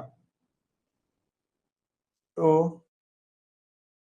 to gain power and control, तो इसमें मैं बता रहा था कि स्टूडेंट्स जैसे कुछ ऐसे स्टूडेंट्स होते हैं जो अपना पावर, अपने कंट्रोल को एस्टेब्लिश करना चाहते हैं, तो वो क्या करते हैं, जैसे कोई जा रहा है बीच में टांग अड़ा देंगे, ठीक है, इस तरह की चीज करते हैं, वो शैतानियां करते हैं अपना पावर एस्टेब्लिश करने के लिए। नेक्स्ट आता है to display feeling of inadequacy, अपर्याप्तता की भावना होती है। तो what is it otherwise or not, I have no देखिए वेंकट जी, इसमें कोई ऑर्डर नहीं है, जस्ट आपको ये 4 गोल्स ऑफ मिसबिहेवियर दिमाग में रखना है, ठीक है, याद रखना है इनको कि इन 4 कारणों की वजह से कोई भी बच्चा शैतानी करता है, ठीक है, मिसबिहेवियर करता है क्लास के अंदर, स्कूल के अंदर, इन इन वजह से, इन सभी रीजंस की वजह से शैतानी करेगा, ठीक है, हुआ क्लियर। तो हम बात कर रहे थे फीलिंग ऑफ इनएडिक्वेसी दिखाने के लिए, अपर्याप्तता की भावना प्रदर्शित करने के लिए। मान लीजिए प्रिंसिपल सर आए हैं और बहुत लंबी सारी स्पीच दे रहे हैं असेंबली में, तो बच्चे क्या करेंगे, ताली बजाने लगेंगे कि जाओ भाई, है ना, बहुत परेशानी हो रही है, बहुत ज्यादा बोर कर रहे हो, तो जाओ अब खत्म हो गया काम, है ना। कभी मान लो मेरी क्लास लंबी चली जाए, तो आप लोग क्या करोगे, thank you sir, thank you sir, ये कमेंट में आने लगेगा कि थैंक यू सर, बहुत अच्छा पढ़ाया, आगे कल पढ़ेंगे, इस तरह के मैसेज आने लग जाएंगे, ठीक है। तो to display feeling of inadequacy, इस चीज की वजह से भी जो स्टूडेंट्स हैं दुर्व्यवहार, कोई शैतानी या मिसबिहेवियर कर सकते हैं। और लास्ट है टू गेन रिवेंज, मतलब पहले एक बच्चे ने शैतानी करी तो फिर दूसरा उससे बदला लेने के लिए शैतानी करी, टू गेन रिवेंज, इसकी वजह से भी बच्चे शैतानी कर सकते हैं। फिर एक कॉन्सेप्ट आता है 4 पिलर्स ऑफ लर्निंग, तो ये यूनेस्को का कमीशन था जेक्स डेलर के अंडर में, कब आया था, 1996 में। इन्होंने 4 बातें बताई थी, there are 4 pillars of learning, सीखने के 4 स्तंभ बताए थे इन्होंने, कौन कौन से।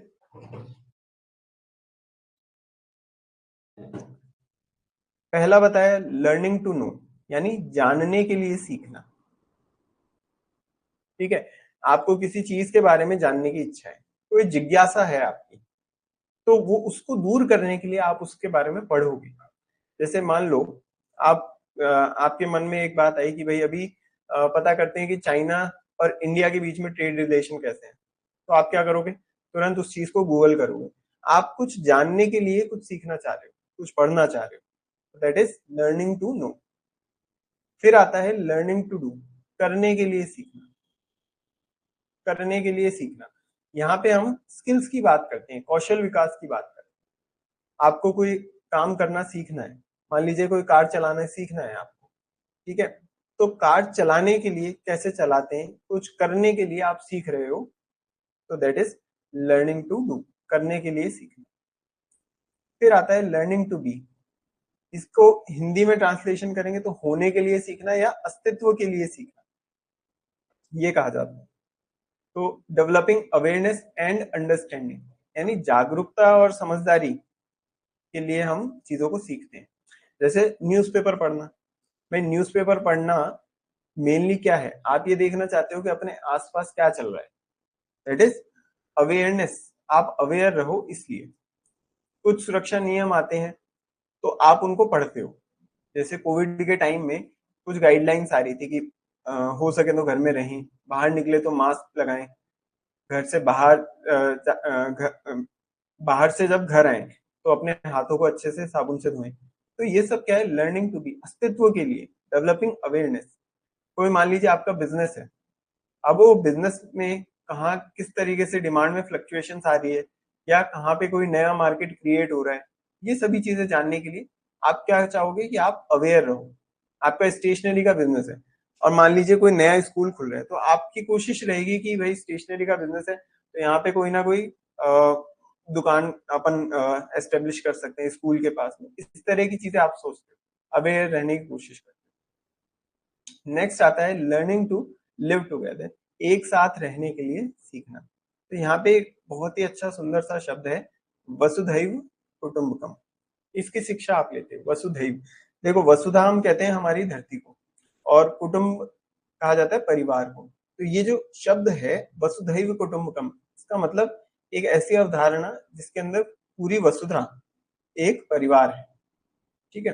तो वसुधैव कुटुंबकम यानी जो भी हमारे अलावा जितने भी देश हैं उन सबको हम अपने परिवार का हिस्सा ही माने। तो ये धारणा है, लर्निंग टू लिव टुगेदर, एक साथ रहने के लिए सीखना, ठीक है। तो ये चार चीजें, इनमें टर्म याद रखना जरूरी है, learning to know, learning to do, learning to be और learning to live together. Order जरूरी नहीं है, बस ये चार चीजें आपको याद होनी चाहिए। और साथ ही साथ जेक्स टेलर, इनका नाम भी याद रखना जरूरी है, मैचिंग में पूछा जा सकता है। ये हिंदी वाले पढ़ लीजिएगा इसके बाद में।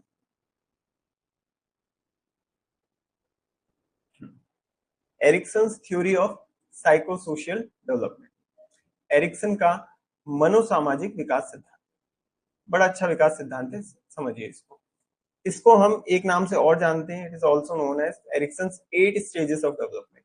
ये जो साइको सोशल डेवलपमेंट का सिद्धांत है, मनोसामाजिक विकास सिद्धांत है, इसमें इन्होंने 8 स्टेजेस बताई है, 8 चरण बताए हैं, इसलिए इसका नाम ये भी है कि Erikson's 8 stages of development, Erikson के विकास के 8 चरण।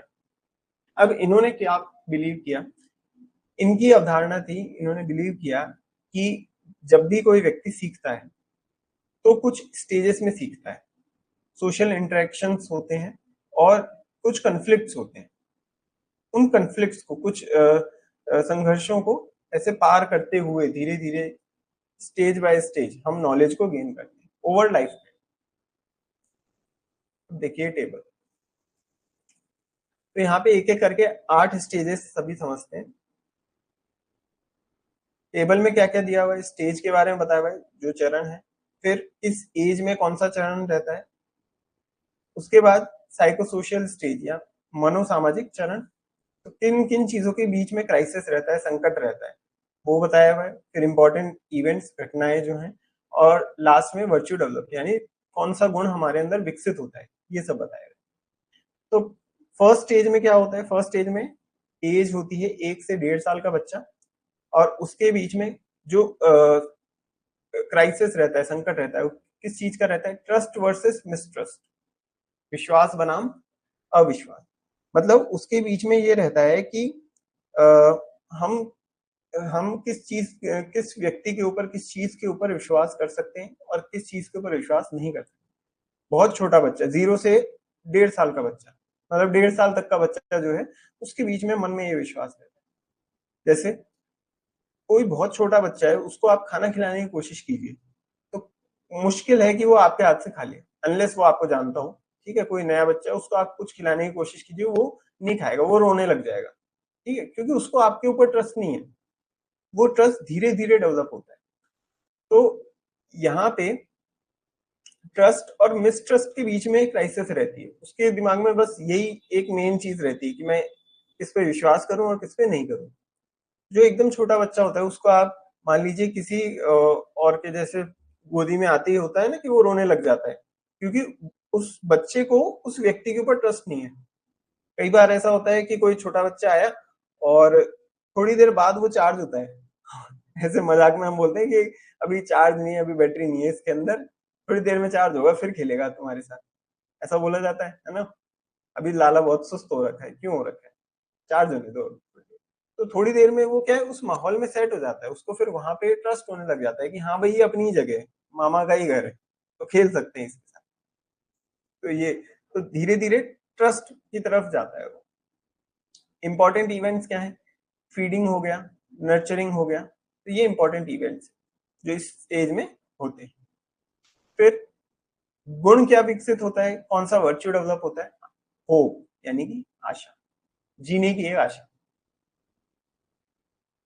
फिर दूसरी स्टेज है जब बच्चा 1.5 से 3 साल का होता है। क्राइसिस किसमें होता है, autonomy versus shame and doubt, यानी स्वायत्तता बनाम शर्म और संदेह, इसके बीच में कंफ्लिक्ट रहता है। जो एकदम छोटा बच्चा होता है वो धीरे, अरे वीएस मतलब वर्सेस, वीएस मतलब वर्सेस, तो छोटा बच्चा जो होता है वो धीरे धीरे काम को सीखने लगता है। तो जैसे जैसे वो सीखने लगता है तो वहां पे ये कन्फ्लिक्ट होती है, autonomy versus shame and doubt. अगर अपने आप कर लेता है तो वो ऑटोनॉमी अचीव कर, अगर वो छोटे मोटे काम अपने आप नहीं कर पाता तो शेम एंड डाउट की फीलिंग उसमें धीरे धीरे वहां से डेवलप होने लगती है। अच्छा, अब इसके अंदर एक चीज मैं यहीं पे क्लियर कर दूं, यहाँ पे ये जो स्टेज है जो हम बता रहे हैं, इसका मतलब ये नहीं है कि ये यहीं पे होके खत्म हो जाएगा, आगे भी चलता रहेगा, लेकिन कन्फ्लिक्ट बदल जाएगा। मतलब जैसे कि ऑटोनॉमी वर्सेस शेम की अगर हम बात करें तो ये आज भी बहुत से लोगों में हो सकती है, मतलब वो 25 26 28 30 जितने के भी हो गए तब भी हो सकता है उनके अंदर किसी काम को लेके। जैसे कई बार होता है कि कोई लड़का है और मान लीजिए 30 साल का है, उससे पूछते हैं कि भाई तुम्हें बाइक चलानी आती है। अब अगर उसको नहीं चलानी आती तो उसको थोड़ा ये बताने में थोड़ा डाउट होता है, शेम होती है कि नहीं भाई मुझे नहीं चलानी आती बाइक।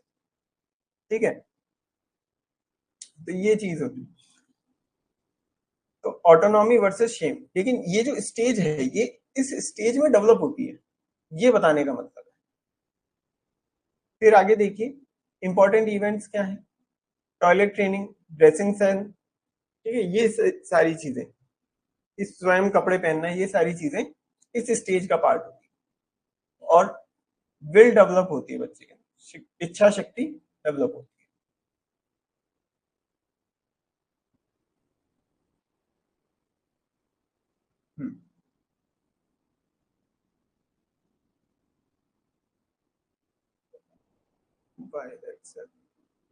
फिर देखिए, 3 से 5 साल के जो बच्चे होते हैं उनमें क्या रहता है, इनिशिएटिव वर्सेस गिल्ट।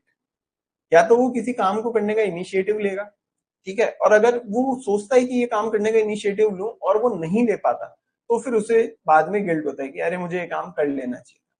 ठीक है, ये 3 से 5 साल की जो आयु होती है उसमें ये चीज डेवलप होने लगता है।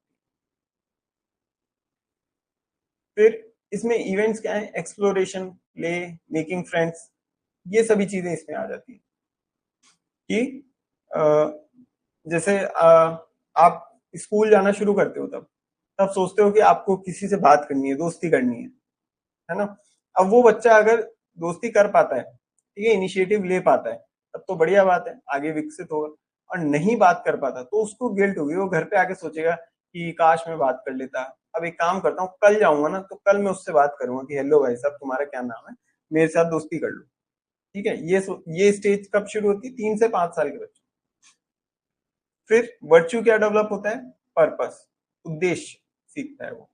अच्छा, यहाँ पे मैं एक चीज बताऊं कि इसमें कुछ तो है ये रटने वाली चीजें ज्यादातर, तो देखो इसके अंदर जैसे एज है, कौन सी स्टेज में क्या एज रहती है, ठीक है, क्या वर्च्यू डेवलप होता है, ये तो सब आप एज इट इज, मतलब इस चीज को याद रखना। जो कॉन्सेप्ट पे और घुमा फिरा के पूछा जा सकता है ना, वो यहाँ से पूछा जाए, ये भी खैर नाम नाम तो एज इट इज ही आएगा। इंपॉर्टेंट इवेंट्स जो है उसमें थोड़ा बहुत क्वेश्चन कॉन्सेप्ट पे जाके थोड़ा बहुत घुमा फिरा के पूछा जा सकता है। तो एग्जैक्ट नाम ना भी मिले, हो सकता है इससे मिलता जुलता कुछ हो। तो ये कॉन्सेप्ट समझना है, ये जो स्टेजेस है ना, इनिशिएटिव वर्सेस गिल्ट, इस स्टेज का क्या मतलब हुआ, ये चीजें आपको समझनी है।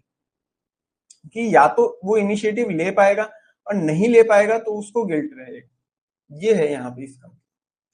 फिर आगे बढ़ते हैं, 5 से 12 साल के बच्चे, 5 से 12 साल के बच्चे, इनमें किस तरह का क्राइसिस रहता है, इंडस्ट्री वर्सेस इंफीरियरिटी।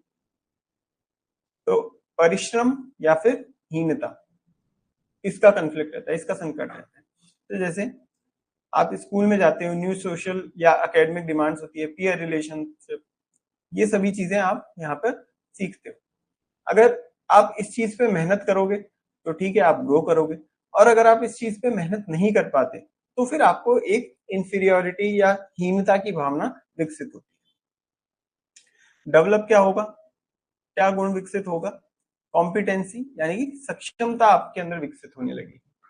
अगर आप ये काम करते हो, जैसे आप किसी चीज के लिए परिश्रम करते हो, मान लीजिए स्कूल में जाते हो और आप खूब सारी मेहनत करते हो, हार्डवर्क करते हो, परिश्रम करते हो, तो आपके अंदर कॉम्पिटेंसी की भावना, कॉम्पिटेंसी का गुण जो है, वर्च्यू है, डेवलप होगा, अदरवाइज आप में इंफीरियरिटी वाली फीलिंग डेवलप होगी। नेक्स्ट है फिफ्थ स्टेज, 12 से 18 साल।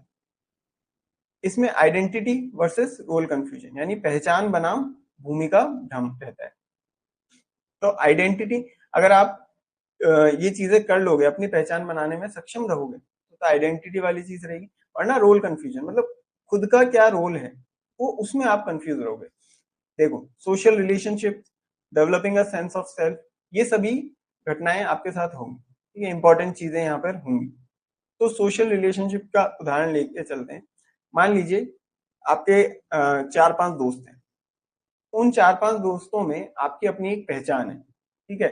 जैसे कुछ का होता है कि जो मतलब हर ग्रुप में ही होता है कि कुछ ऐसे होते हैं कि आपको कोई प्लान करना है, तो आप उसको बोल दो कि भाई अपने को प्लान करना है, इन जगह पे घूम के आना है, कुछ बढ़िया सा प्लान बना दे, ठीक है। फिर वो एक जना प्लान बना रहा है, फिर जब वहां पे जाओगे तो एक 4-5 दोस्तों में आपका एक अकाउंटेंट होगा, उसका क्या काम है, जो भी खर्चा हो रहा है सब कुछ लेखा जोखा करना, और लास्ट में वो सबको डिवाइड कर देगा। हाँ भाई, अनम तुम्हारे इतने रुपए हुए, चरण तुम्हारे इतने रुपए हुए, ये इस तरीके से वो डिवाइड कर देगा। एक अकाउंटेंट होता है। फिर एक का रोल होता है प्लान को कैंसिल करवाना, ठीक है, कि नहीं भाई, वो लास्ट टाइम पे मना करता है कि भाई मैं नहीं आ पाऊंगा। तो ऐसे सबकी अपनी अपनी एक आइडेंटिटी होती है, और जिसकी अपनी कोई आइडेंटिटी नहीं है इस तरह की, तो वो उसका रोल कंफ्यूजन में रहता है। वो बस होता तो है, वो नहीं भी हो तो ज्यादा कोई फर्क नहीं पड़ता, उसका रोल कंफ्यूजन में होता है। वर्च्यू क्या डेवलप होगा, क्या गुण विकसित होगा, फिडेलिटी या निष्ठा इसमें डेवलप होगी। नेक्स्ट स्टेज है सिक्स स्टेज, 18 से 40 वर्ष। इसमें इंटीमेसी वर्सेस आइसोलेशन, यानी अतरंगता बनाम अलगाव की भावना रहेगी। अब इसमें क्या होगा, फॉर्मिंग इंटीमेट लव रिलेशनशिप, ये सारी चीजें रहेंगी।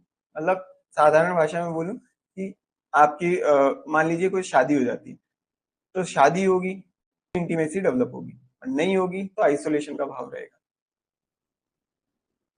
वर्च्यू क्या डेवलप होगा, लव, सॉरी, लव, प्रेम भाव विकसित होगा। फिर इसके बाद 40 से 45 साल की आयु में स्टेज क्या रहेगी, जनरेविटी वर्सेस स्टैग्नेशन, उत्पादकता बनाम ठहराव, ये एक क्राइसिस रहेगा। अब जनरेविटी वर्सेस स्टैग्नेशन, मान लीजिए work, parenthood, contribution to the next generation, ये सारी चीजें आपके रहेंगी। तो अगर आप इस चीज को अच्छे से कर पाते हो तब तो जनरेविटी, अदरवाइज आपको स्टैग्नेशन की फीलिंग आएगी। मतलब साधारण भाषा में, अगर मान लीजिए आप अपना वंश आगे बढ़ाने में सक्सेसफुल रहते हो तो फिर जनरेविटी, उत्पादकता की फीलिंग आपके मन में रहेगी, और नहीं तो फिर स्टेग्नेशन की भावना रहेगी, ठहराव की भावना रहेगी। क्या चीज डेवलप होगी, डेवलप होगी केयर, देखभाल, ये करना आप सीखोगे। फिर है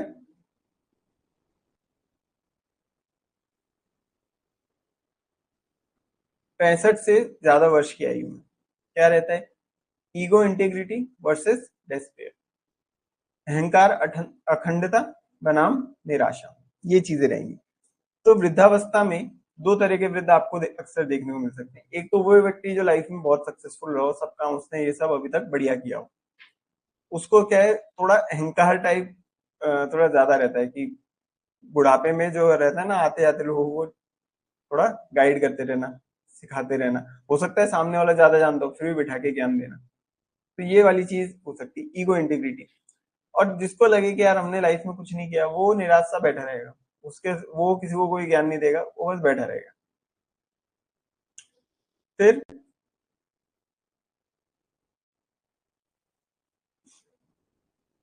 उसके बाद आती है महत्वपूर्ण घटनाएं, जैसे reflection and acceptance on one's life, अपने जीवन पर चिंतन और स्वीकृति।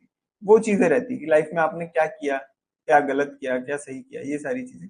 और डेवलप क्या होगा, विजडम, बुद्धिमत्ता आप में विकसित होगी।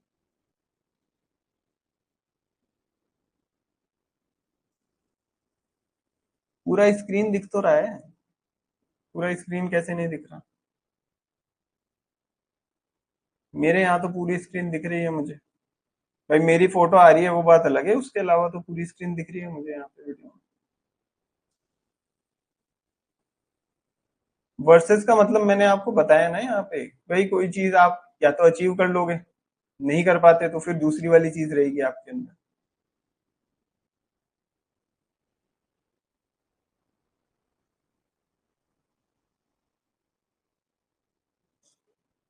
चलिए नेक्स्ट देखिए,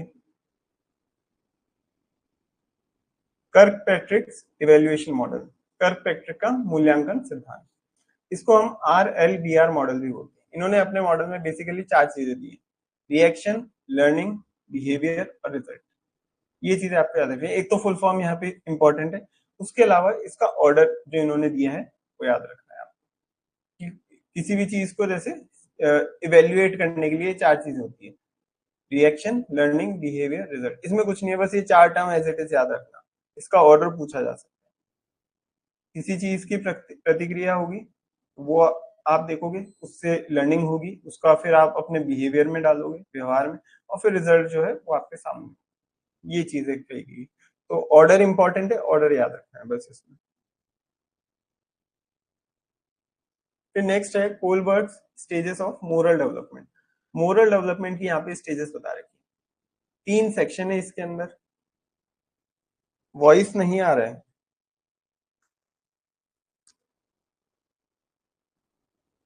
अच्छा, 3 सेक्शन बता रखे हैं, pre conventional, conventional, post conventional, और हर सेक्शन के अंदर 2 स्टेजेस हैं, और एज के अकॉर्डिंग यहाँ पे बाइफर्गेशन। चलिए इसको देखते हैं। लेवल 1 प्री कन्वेंशनल यानी पूर्व पारंपरिक, इसमें एज क्या रहती है, अप टू 9 ईयर्स, 9 वर्ष तक की एज रहती है। फिर बेसिस क्या है, मोरल रीजनिंग ऑन रिवॉर्ड और पनिशमेंट, ये इसका बेसिस है। स्टेजेस क्या रहेंगी, स्टेजेस इंपॉर्टेंट है, याद रखिएगा। पहली स्टेज होती है अवॉइडिंग पनिशमेंट।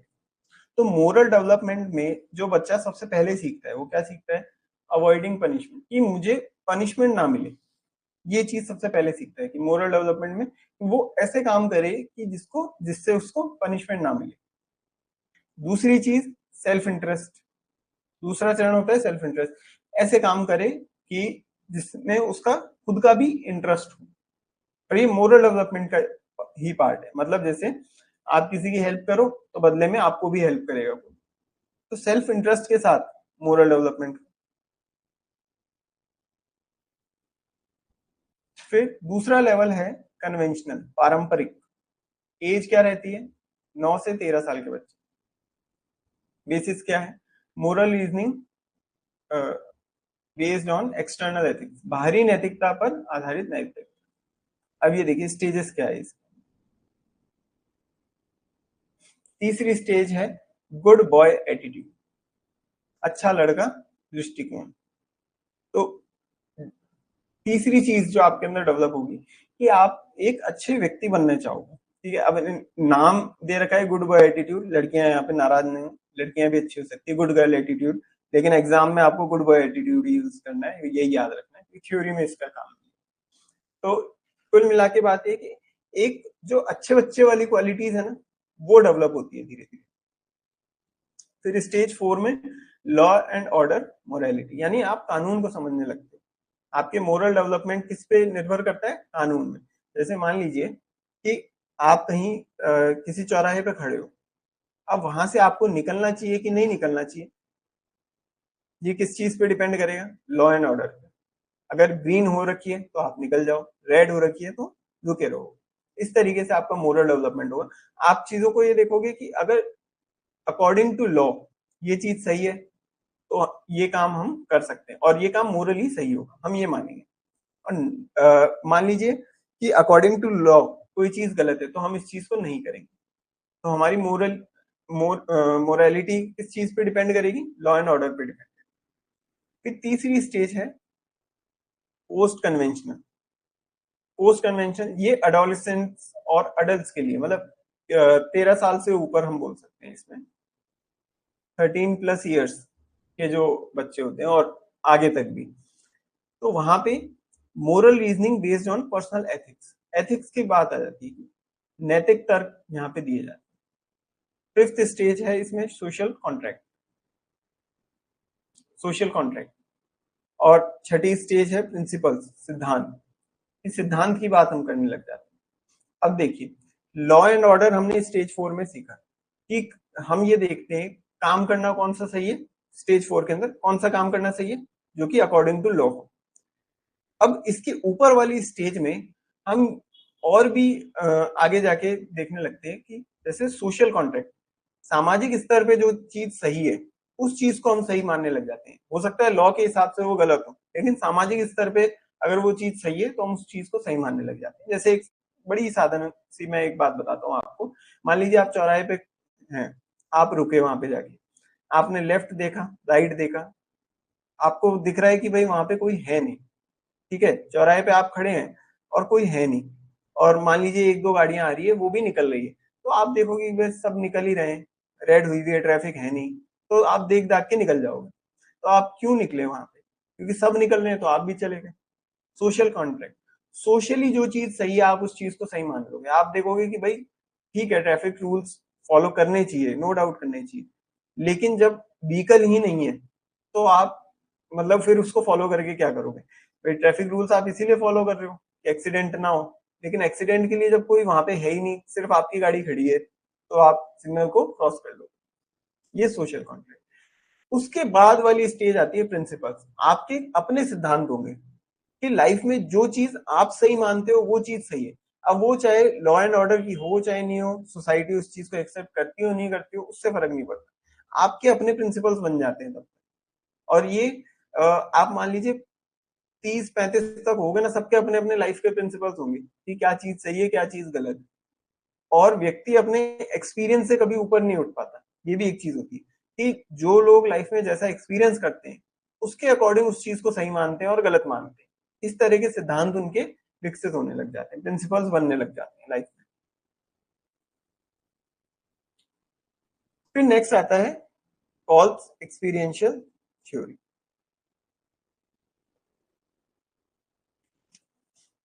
अब यहाँ पे ये जो एक्सपीरियंशियल थ्योरी इन्होंने दी है, तो इसमें इन्होंने 4 स्टेजेस बताई हैं। 4 स्टेजेस के अंदर क्या क्या बताया है देखो। इन्होंने एक ये चीज बोली है, किसी भी चीज को सीखने के लिए इन 4 स्टेजेस से गुजरना पड़ता है, शुरुआत कहीं से भी हो सकती है। तो एक एक करके समझते हैं, देखो क्या। कॉन्क्रीट एक्सपीरियंस, या इसमें आप चीजों को फील करते हो। कॉन्क्रीट एक्सपीरियंस यानी ठोस अनुभव।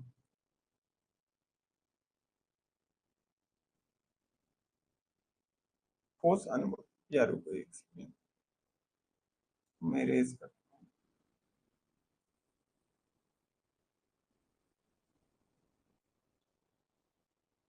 ठोस या मूर्त अनुभव, ठीक है, ठोस या मूर्त अनुभव। कॉन्क्रीट चीजों का एक्सपीरियंस, मूर्त चीजों का अनुभव, टेंजिबल चीजों का अनुभव जिसको आप छू सकते हो, ठीक है। और आप इसको क्या करते हो, फील करते हो, महसूस करते हो,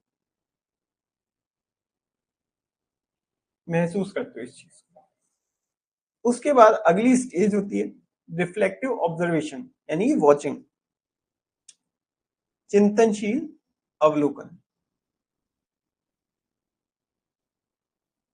चिंतनशील अवलोकन, अवलोकन। तो इसमें क्या होगा कि आप चीजों को देख कर समझोगे, ठीक है। एक उदाहरण में क्या दिखा रखा है कि इसके अंदर ये बच्चा है, पंखे के सामने ये एक वो छतरी को घुमा रहा है, जो विंड मिल, छोटी वाली विंड मिल जो होती है, वो पंखे के सामने घुमा रहा है। वो चीजों को ऑब्जर्व कर रहा है, वो देख रहा है कि हवा चलने पे ये जो इसके हाथ में छोटी सी पवन चक्की है ये चलने लगती है। चिंतनशील अवलोकन। और ये कैसे समझ रहा है? देख कर,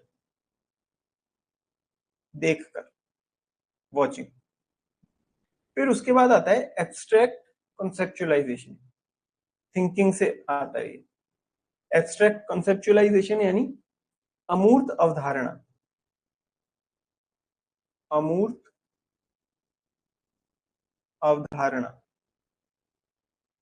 इससे आता है सोचने से, मतलब कोई नई चीज हो, ठीक है, उस चीज के बारे में इमेजिन कर रहा है, कुछ बनाने की कोशिश कर रहा है ये। अब ये जो बनाने की कोशिश कर रहा है, जो उसके थॉट प्रोसेस में है, ये अभी क्या है, अमूर्त, एब्स्ट्रैक्ट है, इंटेंजिबल है, ठीक है। तो उसके बारे में सोच रहा है। जैसे ये तो चलो एक छोटी चीज आपको दिख रही है, ये तो है ही। इसके अलावा मान लीजिए जैसे एरोप्लेन बना था, तो एरोप्लेन बना था तो पहले उसकी कल्पना की गई थी। जब हम उसकी कल्पना कर रहे थे, असल में वो एब्स्ट्रैक्ट था तब, क्योंकि तब वो एग्जिस्ट नहीं करता था। जब एरोप्लेन बनाने की कोशिश कर रहे थे तब वो एब्स्ट्रैक्ट था, एब्स्ट्रैक्ट कॉन्सेप्चुलाइजेशन, एक अमूर्त चीज की अवधारणा थी कि कोई एक ऐसी चीज हो सकती है जिसमें हम हवा में बैठ के ऐसे उड़ सकें। तो ये सोचा जाता है इसके बारे में, एब्स्ट्रैक्ट कॉन्सेप्चुलाइजेशन कैसे किया जाता है, सोच के किया जाता है। फिर आता है एक्टिव एक्सपेरिमेंटेशन, सक्रिय प्रयोग। सक्रिय प्रयोग, ठीक है। इससे आता है डूइंग, यानी करने से आता है, उस काम को असल में करना। मतलब इसने कोई चीज सोची, इमेजिन करी, जैसे कि फोटो में दिख रहा है, कुछ बनाने का सोचा और लास्ट में उस चीज को बना के देखा, ठीक है। तो ये हो गया एक्टिव एक्सपेरिमेंटेशन। जैसे हम एरोप्लेन की बात कर रहे हैं, तो एरोप्लेन के बारे में पहले सोचा और फिर उसे बनाया। अब कॉल्ब ने क्या कहा कि कोई भी चीज हम जब सीखते हैं तो इन चार चीजों से होके गुजरता है। मान लीजिए आपने सबसे पहले यहां से शुरू किया, एब्स्ट्रैक्ट कंसेप्चुलाइजेशन, आपने सोचने से शुरू किया। तो अब आप किसी भी चीज के बारे में सोच रहे हो, एक्स वाई जेड कोई भी चीज है, अब इनके बारे में जो आप पहले सोचोगे, फिर करके देखोगे, फिर उस चीज को फील करोगे और लास्ट में आप उस चीज को ऑब्जर्व करोगे, तब जाके उस चीज की लर्निंग आपकी कंप्लीट होगी। कॉल्ब ने ये बताया। तो कॉल्ब ने कहा कि ये एक साइक्लिकल प्रोसेस है, स्टेजेस नहीं है कि आप शुरू कहां से कर रहे हो फर्क नहीं पड़ता, लेकिन आप किसी चीज के बारे में तभी ढंग से सीख पाओगे जब आप इन चार स्टेजेस से निकलोगे, गुजरोगे, साइकिल से निकलोगे, साइकिल पूरी करोगे, तब आप किसी चीज को सीखोगे, ठीक है। स्टार्ट कहीं से भी कर सकते हो, ये चीज है इसकी।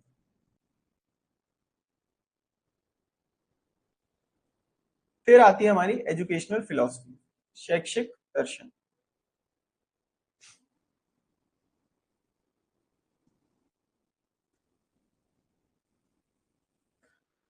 एजुकेशनल फिलॉसफीज, तो according to Will Durant, science gives us knowledge but philosophy gives us wisdom. विज्ञान से हमें क्या मिलता है, ज्ञान मिलता है, और दर्शन से क्या मिलेगा, बुद्धिमत्ता मिलेगी, बुद्धि मिलेगी, ठीक है। साइंस से हमें नॉलेज मिलेगी, फिलॉसफी से विजडम मिलेगी। फिर इन्होंने तीन चीजें यहाँ पे बताई। What is decided by social needs, ये जो जीवन में क्या एक सवाल रहता है वो किससे पता चलेगा, हमारी सामाजिक जरूरतों से तय होगा। फिर जो कैसे का सवाल रहेगा वो किससे डिपेंड होगा, हमारी साइकोलॉजी से, हमारे मनोविज्ञान से तय होगा कि चलो ठीक है ये चाहिए और कैसे चाहिए। अब कैसे चाहिए, सही काम करके चाहिए, गलत काम करके चाहिए, हमारी अपनी साइकोलॉजी। फिर why is decided by philosophy, कि हमें क्यों चाहिए कोई चीज, वो हमें दर्शन से पता चलेगी, दर्शन द्वारा तय किया जाएगा। अब देखिए एजुकेशनल फिलोसफी जो है, वेस्टर्न फिलोसफी, इंडियन फिलोसफी, हमारे कोर्स में दोनों ही है। यहाँ पे हमारे जो है वेस्टर्न फिलोसफी रहेगी, आगे इंडियन लॉजिक और जब हम लास्ट हायर एजुकेशन वाली यूनिट करें तब उसमें इंडियन फिलोसफी का जिक्र रहेगा। तो यहाँ पे पढ़ेंगे वेस्टर्न फिलोसफी। नेक्स्ट देखिए, एजुकेशन, शिक्षा। तो सोक्रेटिस जो है उसको हम कंसिडर करते हैं फादर ऑफ एजुकेशन। और यहाँ पे एक चीज और बताई गई, Plato was the student of Socrates. Plato किसका छात्र था, सोक्रेटिस का। और एरिस्टोटल प्लेटो का स्टूडेंट था। फिर जो कॉन्सेप्ट्स हैं वो देखिए, तो सबसे पहले आता है आइडियलिज्म, आदर्शवाद। किसने दिया था, प्लेटो ने दिया था। अब इन्होंने क्या बताया, इन्होंने कहा कि जो रियलिटी है किससे बनती है, आइडियाज से बनती है। जैसा आप सोचोगे, आप रियलिटी को ट्रांसफॉर्म कर दोगे। मतलब पहले इस चीज के बारे में सोचा गया कि कोई ऐसा साधन हो सकता है जिससे बैठ के हम हवा में उड़ सकें। पहले ये आइडिया आया और बाद में एरोप्लेन रियलिटी बना। तो क्या बताया इन्होंने कि reality is fundamentally made up of ideas rather than material object. आप जिस तरह के विचार रखोगे उस तरह की रियलिटी आप बना सकते, वास्तविकता आप उस तरह की बना सकते। फिर ये कुछ पढ़ने वाली चीजें, ये आप पढ़ सकते हैं, स्लाइड में रहेगी आपके पास। फिर आया रियलिज्म, यथार्थवाद। अब इन्होंने क्या कहा, realism in education is a philosophical view that the physical world is objective and independent of the mind। मतलब कि जो संसार है वो क्या है, ऑब्जेक्टिव है और मन से इंडिपेंडेंट है, मन पे निर्भर नहीं करता। मतलब आप अपनी कल्पना से, अपने विचारों से रियलिटी को फ्रेम नहीं कर सकते, वो अलग है। ऑब्जेक्टिव, ऑब्जेक्टिव और सब्जेक्टिव, ये देखो दो शब्द होते हैं, इनका मतलब क्या है। देखो जो चीज सब्जेक्टिव होती है वो चीज ऐसी होती है कि सबके ऊपर अलग अलग, सबके लिए अलग अलग हो सकती है, उसको हम सब्जेक्टिव बोलते हैं। जैसे कि कोई पूछे सुबह कितने बजे उठते हो सकता है एक व्यक्ति बोले कि भाई आज तो उठने में थोड़े लेट हो गए, मतलब मम्मी से पूछा था आज सुबह कितने बजे उठे, हो सकता है मम्मी बोले कि अरे आज तो बहुत लेट हो गई, 6 बजे नींद खुली थी। ठीक है, तो ये 6 बजे नींद खुली, फिर भी वो कह रहे हैं लेट हो गई, क्योंकि वो उनका लेट है, ये चीज सब्जेक्टिव है। और इसी जगह हमसे पूछा जाए कितने बजे उठे, आज तो बड़ी जल्दी नींद खुल गई, कितने बजे, 7 बजे उठा था, तो ये 7 बजे भी हमारे लिए जल्दी है, तो ये सब्जेक्टिव चीज। और ऑब्जेक्टिव चीज क्या है कि मैं आपसे पूछूं बताओ क्या टाइम हो रहा है, तो ये ऑब्जेक्टिव चीज है, सब लोग सेम ही बताएंगे, सबका सेम ही रहेगा। हालांकि कुछ दोस्त होते हैं जिनका टाइम अलग अलग चलता है, जैसे पूछो भाई कहाँ पर है, भाई 5 मिनट में आ रहा हूँ, अब उसका 5 मिनट 15 मिनट होता है, ऐसे भी दोस्त होते हैं, तो उनके लिए सब्जेक्टिव। बाकी इन जनरल टाइम क्या है, टाइम इज ऑब्जेक्टिव। सुबह हो रही है, आप किसी से पूछो कि बताओ सुबह हो रही है कि रात हो रही है, तो वो बोलेगा कि सुबह हो रही है, और सब लोग यही बताएंगे कि सुबह हो रही है, कोई इस कंफ्यूजन में नहीं रहेगा कि रात हो रही है, कि भाई हमारी तो रात है, हमारे लिए तो यही रात है, हम तो इसी टाइम पे सोते हैं। ठीक है, ऐसा नहीं होगा। फिर नेक्स्ट आती है नेचुरलिज्म, प्रकृतिवाद। अब प्रकृतिवाद जो है, नेचुरलिज्म की जो यहाँ पे बात हो रही है, तो नेचर मतलब पेड़ पौधों से इसका मतलब नहीं है, प्रकृति का मतलब पेड़ पौधे नहीं है। यहाँ पे क्या बताया जा रहा है कि एजुकेशन के अंदर हमें नेचर का एस्पेक्ट इंक्लूड रखना चाहिए।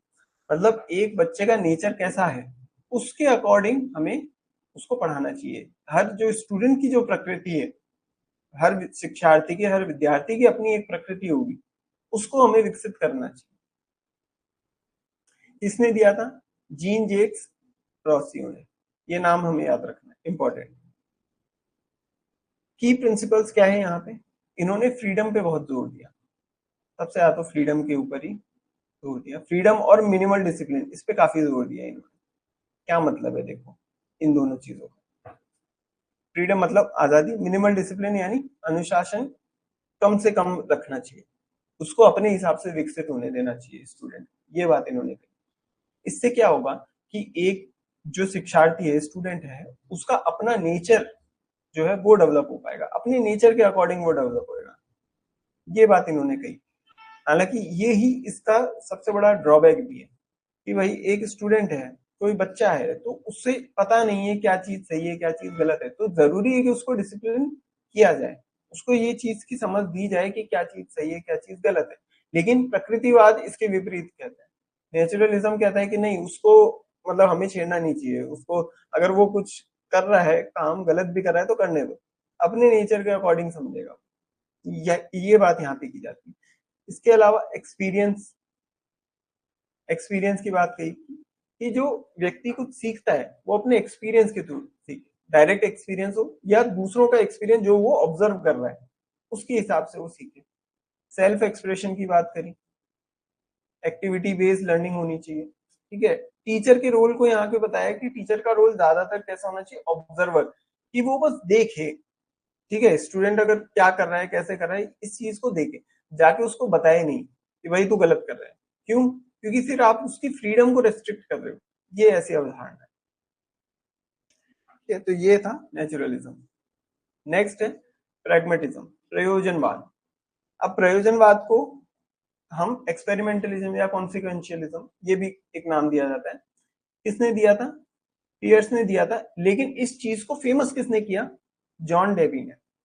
अब ये जो जॉन डेवी है ये काफी इंपॉर्टेंट नाम है। ये नाम कई बार मैंने एग्जाम में देखा जॉन डेवी का, और जो मैचिंग वाले क्वेश्चन है उसमें ये कई बार नाम आता है। तो प्रैग्मेटिज्म क्या कहता है कि जो चीजें सीखते हैं, what is the true source of knowledge.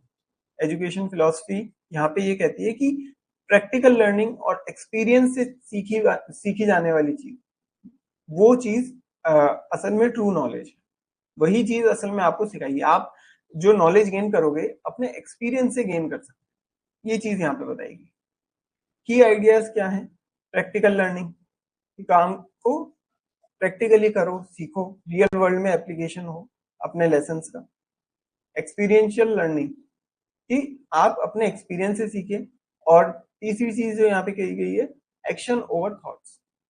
मतलब जैसे थोड़ी देर पहले हमने बात करी थी आइडियलिज्म की, हमारा जैसा विचार होगा वैसी रियलिटी बन जाएगी। अब यहाँ पे इन्होंने कहा एक्शन ओवर थॉट, मतलब सिर्फ विचार करने से तो एरोप्लेन नहीं बनेगा, आपको उस चीज को एक्शन में लेके आना पड़ेगा। आप ये कल्पना कर रहे हो कि भाई ऐसी चीज हो सकती है, ठीक है हो सकती होगी, लेकिन जब तक आप उस चीज को अपने एक्शन में नहीं लेकर आओगे तब तक सोचना बेकार है। मतलब आप जैसे कई लोग होते हैं ना जो सोचते हैं यार मैं सोच रहा हूँ ये काम कर लूं, बोले कितने पैसे लगेंगे? भाई पैसे थोड़ी लगेंगे सोचने के, सोचता रहे, है ना। तो एक जब तक किसी चीज को एक्शन में नहीं लेके आते तब तक उस चीज का कोई मतलब नहीं रहता। फिर आता है पेरेनियलिज्म, सेंट थॉमस कीनास ने दिया था, 12 मासी बात। तो perennialism is an educational philosophy that focuses on teaching universal truth and principles. यानी यूनिवर्सल ट्रुथ जो है और प्रिंसिपल्स जो है, जो चीज मतलब जो चीजें ऐसी हैं जो हम मान चुके हैं कि हाँ ये चीज तो होती है, इस चीज को कोई नकार नहीं सकता, यूनिवर्सल ट्रुथ है। जैसे हम कहते हैं कि sun rises in the east, तो सूरज जो है पूर्व से निकलता है। तो इस तरह की चीजें हमें पढ़ानी चाहिए, जो यूनिवर्सल ट्रुथ्स हैं, प्रिंसिपल्स हैं, वो चीज हमें एजुकेशन में इंक्लूड करनी चाहिए। फिर आता है एसेंशियलिज्म, सारवाद। ये कहते हैं कि एजुकेशन के अंदर हमें कोर स्किल्स और नॉलेज की बात करनी चाहिए, ये चीजें हमें स्टूडेंट्स को सिखानी चाहिए। जो कौशल है, ज्ञान है, वो हमें देना चाहिए। और ये एक तरीके से आधार बनेगा, बेसिस बनेगा ज्यादा उस पे एडवांस टॉपिक और जो एडवांस रिसर्च है उसके लिए।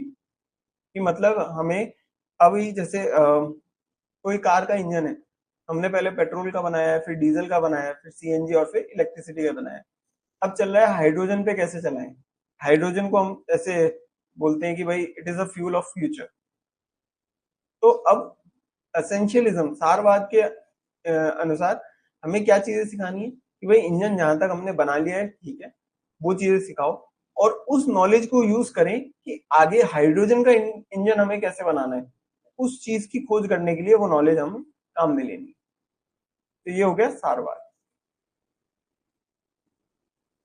फिर आता है एग्जिस्टेंशियलिज्म, जीन पॉल सार्ट्रे ने दिया था, अस्तित्ववाद। तो इसमें ये चीज इंपॉर्टेंट है, we are what we choose to be. हम क्या हैं, जो हम बनना चाहते हैं वो हम बनेंगे। अब ये काफी उसकी तरह लगेगा आपको, नेचुरलिज्म की तरह लगेगा, प्रकृतिवाद की तरह लगेगा। लेकिन प्रकृतिवाद और अस्तित्ववाद में एक अंतर है। प्रकृतिवाद क्या कहता है, नेचुरलिज्म कहता है कि बच्चे को बिल्कुल भी डिसिप्लिन नहीं किया जाए, जबकि एग्जिस्टेंशियलिज्म, अस्तित्ववाद कहता है कि बच्चों को डिसिप्लिन तो किया जाए, उस चीज के लिए मना नहीं करता वो, असल में उस चीज के लिए साइलेंट है वो, लेकिन उसके बाद भी फ्रीडम, चॉइस, रेस्पॉन्सिबिलिटी इसकी बात करता है। मतलब बच्चे को जबरदस्ती आप 11th में साइंस मत दिलाओ, उसको आर्ट्स चाहिए, उसको कॉमर्स चाहिए, या मान लो उसको साइंस भी चाहिए तो अपनी इच्छा से चाहिए, ये ना हो कि सामाजिक दबाव के चलते वो ले रहा है क्योंकि मेरे फैमिली में सारे डॉक्टर है इसलिए मुझे भी डॉक्टर बनना है, ये चीज ना हो। उसकी अपनी फ्रीडम है कि उसे आर्ट्स चाहिए तो आर्ट्स भी दिलाओ। फिर no scope for indoctrination, indoctrination के लिए कोई स्कोप नहीं हो, ठीक है, ब्रेन वॉश वाली चीजें नहीं होनी चाहिए यहाँ। तो जो बच्चा जो चूज करना चाहता है, जो उसकी फ्रीडम उसको दी जाए, चॉइस जो चीज चूज करना चाहता है, जो रेस्पॉन्सिबिलिटी वो अपने आप लेना चाहता है उसको लेने दिया जाए। फिर आता है ह्यूमनिज्म, मानवतावाद। Humanism in education is a philosophy, is a philosophy that emphasizes the value of each person and their ability to learn. तो ये भी काफी नेचुरलिज्म जैसी बात कह रहे हैं कि देखो हर व्यक्ति अपने आप में यूनिक है, उसकी अपनी एक अलग एबिलिटी है सीखने की, और उसी चीज के अकॉर्डिंग उसको डेवलप होने देना चाहिए जिससे कि वो अपने फुल पोटेंशियल पर पहुंच पाए। अब ये जो थ्योरी, ये जो फिलॉसफी है, इससे रिलेट करती है मास्लो की नीड हिरार्की थ्योरी, ये चीज भी हमें याद रखनी है। ह्यूमनिज्म, मानवतावाद, किससे रिलेट करता है? मास्लोस नीड हिरार्की थ्योरी। आप ऐसा कह सकते हैं कि ये जो हिरार्की थ्योरी है, नीड हिरार्की थ्योरी, ये ह्यूमनिज्म, मानवतावाद पर आधारित थ्योरी है कि लर्निंग कैसे होगी, लोगों की अपनी अपनी जरूरतें उसको पूरी करते रहेंगे वो, और यहाँ से अपनी लर्निंग होती रहेगी और लास्ट में फुल पोटेंशियल पे वो पहुंच जाएंगे। नेक्स्ट है रेशनलिज्म, तर्कवाद। तो एजुकेशन कहाँ से आएगी आपके पास? एजुकेशन आएगी लॉजिक से, रीजनिंग से। लॉजिक, रीजनिंग, ठीक है, इससे हमें क्या मिलेगी? एजुकेशन मिलेगी। बस ये सिंपल सा है, ये रैशनलिज्म, तर्कवाद, कि हमारे जो प्राइमरी सोर्स ऑफ नॉलेज है वो क्या है? लॉजिक है, रीजनिंग, आइडियाज नहीं होने चाहिए, ठीक है। हालांकि मतलब इनेट आइडियाज जो जिसपे हम काम कर रहे हो वो हो सकते हैं, लेकिन एकदम आइडियलिज्म की तरह भी नहीं कि बस जिस चीज के बारे में हम सोच रहे हैं वो चीज एकदम से सही भी होने लग जाए। उसके पीछे लॉजिक होना चाहिए, रीजन होना चाहिए, तब हम उस चीज को आगे जाके रियलिटी में चेंज कर सकते हैं। फिर आता है एम्पिरिसिज्म, अनुभववाद। अनुभववाद क्या कहता है कि हम हमारे सेंसरी एक्सपीरियंस और ऑब्जर्वेशन के थ्रू चीजों को सीखते हैं, नॉलेज गेन करते हैं। Meaning that learning primarily occurs through direct interaction with the world around us rather than innate ideas or pure reasoning। मतलब जो हमारा अनुभव है उससे हमें नॉलेज मिलेगी, और जरूरी नहीं है कि उसके पीछे आइडिया हमें पता हो, प्योर रीजनिंग हो हमारे पास। मतलब जैसे मान लीजिए हमारे न्यूटन सर, उन्होंने ग्रेविटी का कॉन्सेप्ट दिया, खूब सारी उसके ऊपर चीजें लिखी, लेकिन उनके लिखने से पहले भी लोगों को ये तो पता ही था कि कोई चीज गिरेगी तो वो नीचे जाएगी। क्यों? क्योंकि उनका एक्सपीरियंस था कि चीजें नीचे जा रही हैं, ठीक है। तो प्योर रीजनिंग, कोई लॉजिक हमें पता हो चाहे नहीं हो, लेकिन अगर हमारा अनुभव है किसी चीज को लेके तो वहां से नॉलेज जनरेट होगी, वहां से हमें नॉलेज मिलेगी, एक्सपीरियंस से हमें नॉलेज मिलेगी, सेंसरी एक्सपीरियंस हो, जो हमारी ऑब्जर्वेशन हो, उसके थ्रू हमें नॉलेज मिलेगी। फिर उसके बाद आता है कंस्ट्रक्टिविज्म, रचनावाद। अब ये भी बड़ी अच्छी थ्योरी है। इन्होंने क्या कहा कि जो एम्पिरिसिज्म है और रैशनलिज्म है उसको मिला के हमारी नॉलेज कंस्ट्रक्ट होती है। तो बेसिकली कंस्ट्रक्टिविज्म एम्पिरिसिज्म और रैशनलिज्म इन दोनों को मिला के बना है। यहाँ पे बोला जा रहा है कि नॉलेज हमारे एक्सपीरियंस से भी आएगी, ठीक है, अनुभववाद, मैं लिख देता हूँ इसको,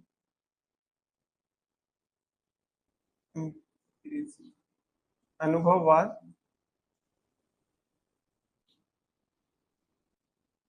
और तर्कवाद, इन दोनों तरीके से हमें नॉलेज मिल सकती है कि हमारे अनुभव से भी मिल सकती है और तर्कवाद से भी मिल सकती है, लॉजिक से, रीजनिंग से, तर्क से, इससे भी हमें नॉलेज मिल सकती है। और इन दोनों को मिला के हमने बना दिया रचनावाद,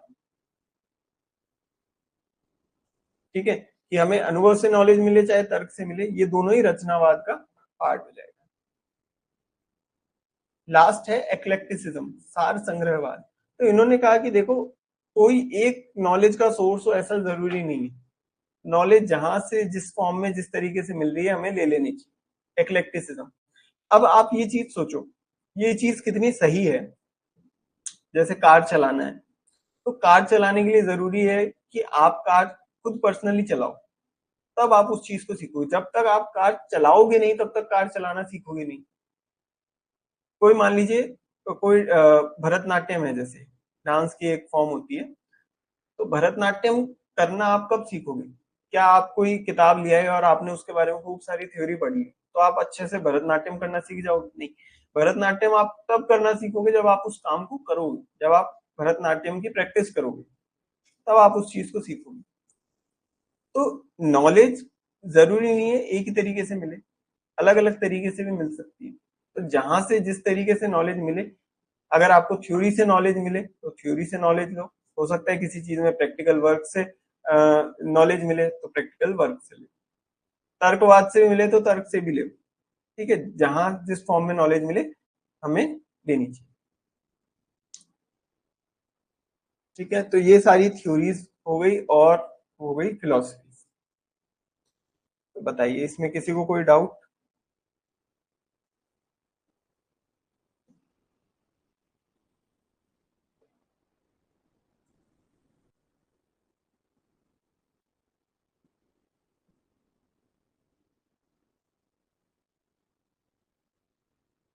इन सभी को पढ़िएगा और अपने अपने खुद के नोट्स जरूर बनाना इन सभी में।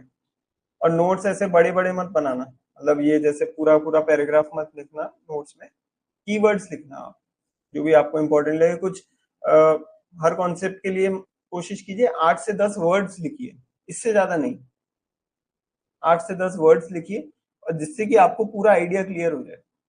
इस तरीके से नोट्स बनाने की कोशिश कीजिए।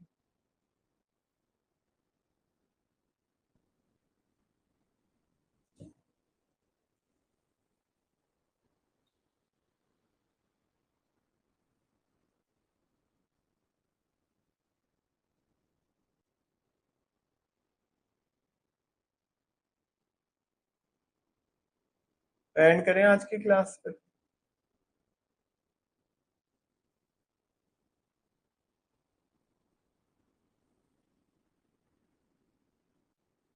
ठीक है, तो मिलते हैं फिर कल की क्लास में।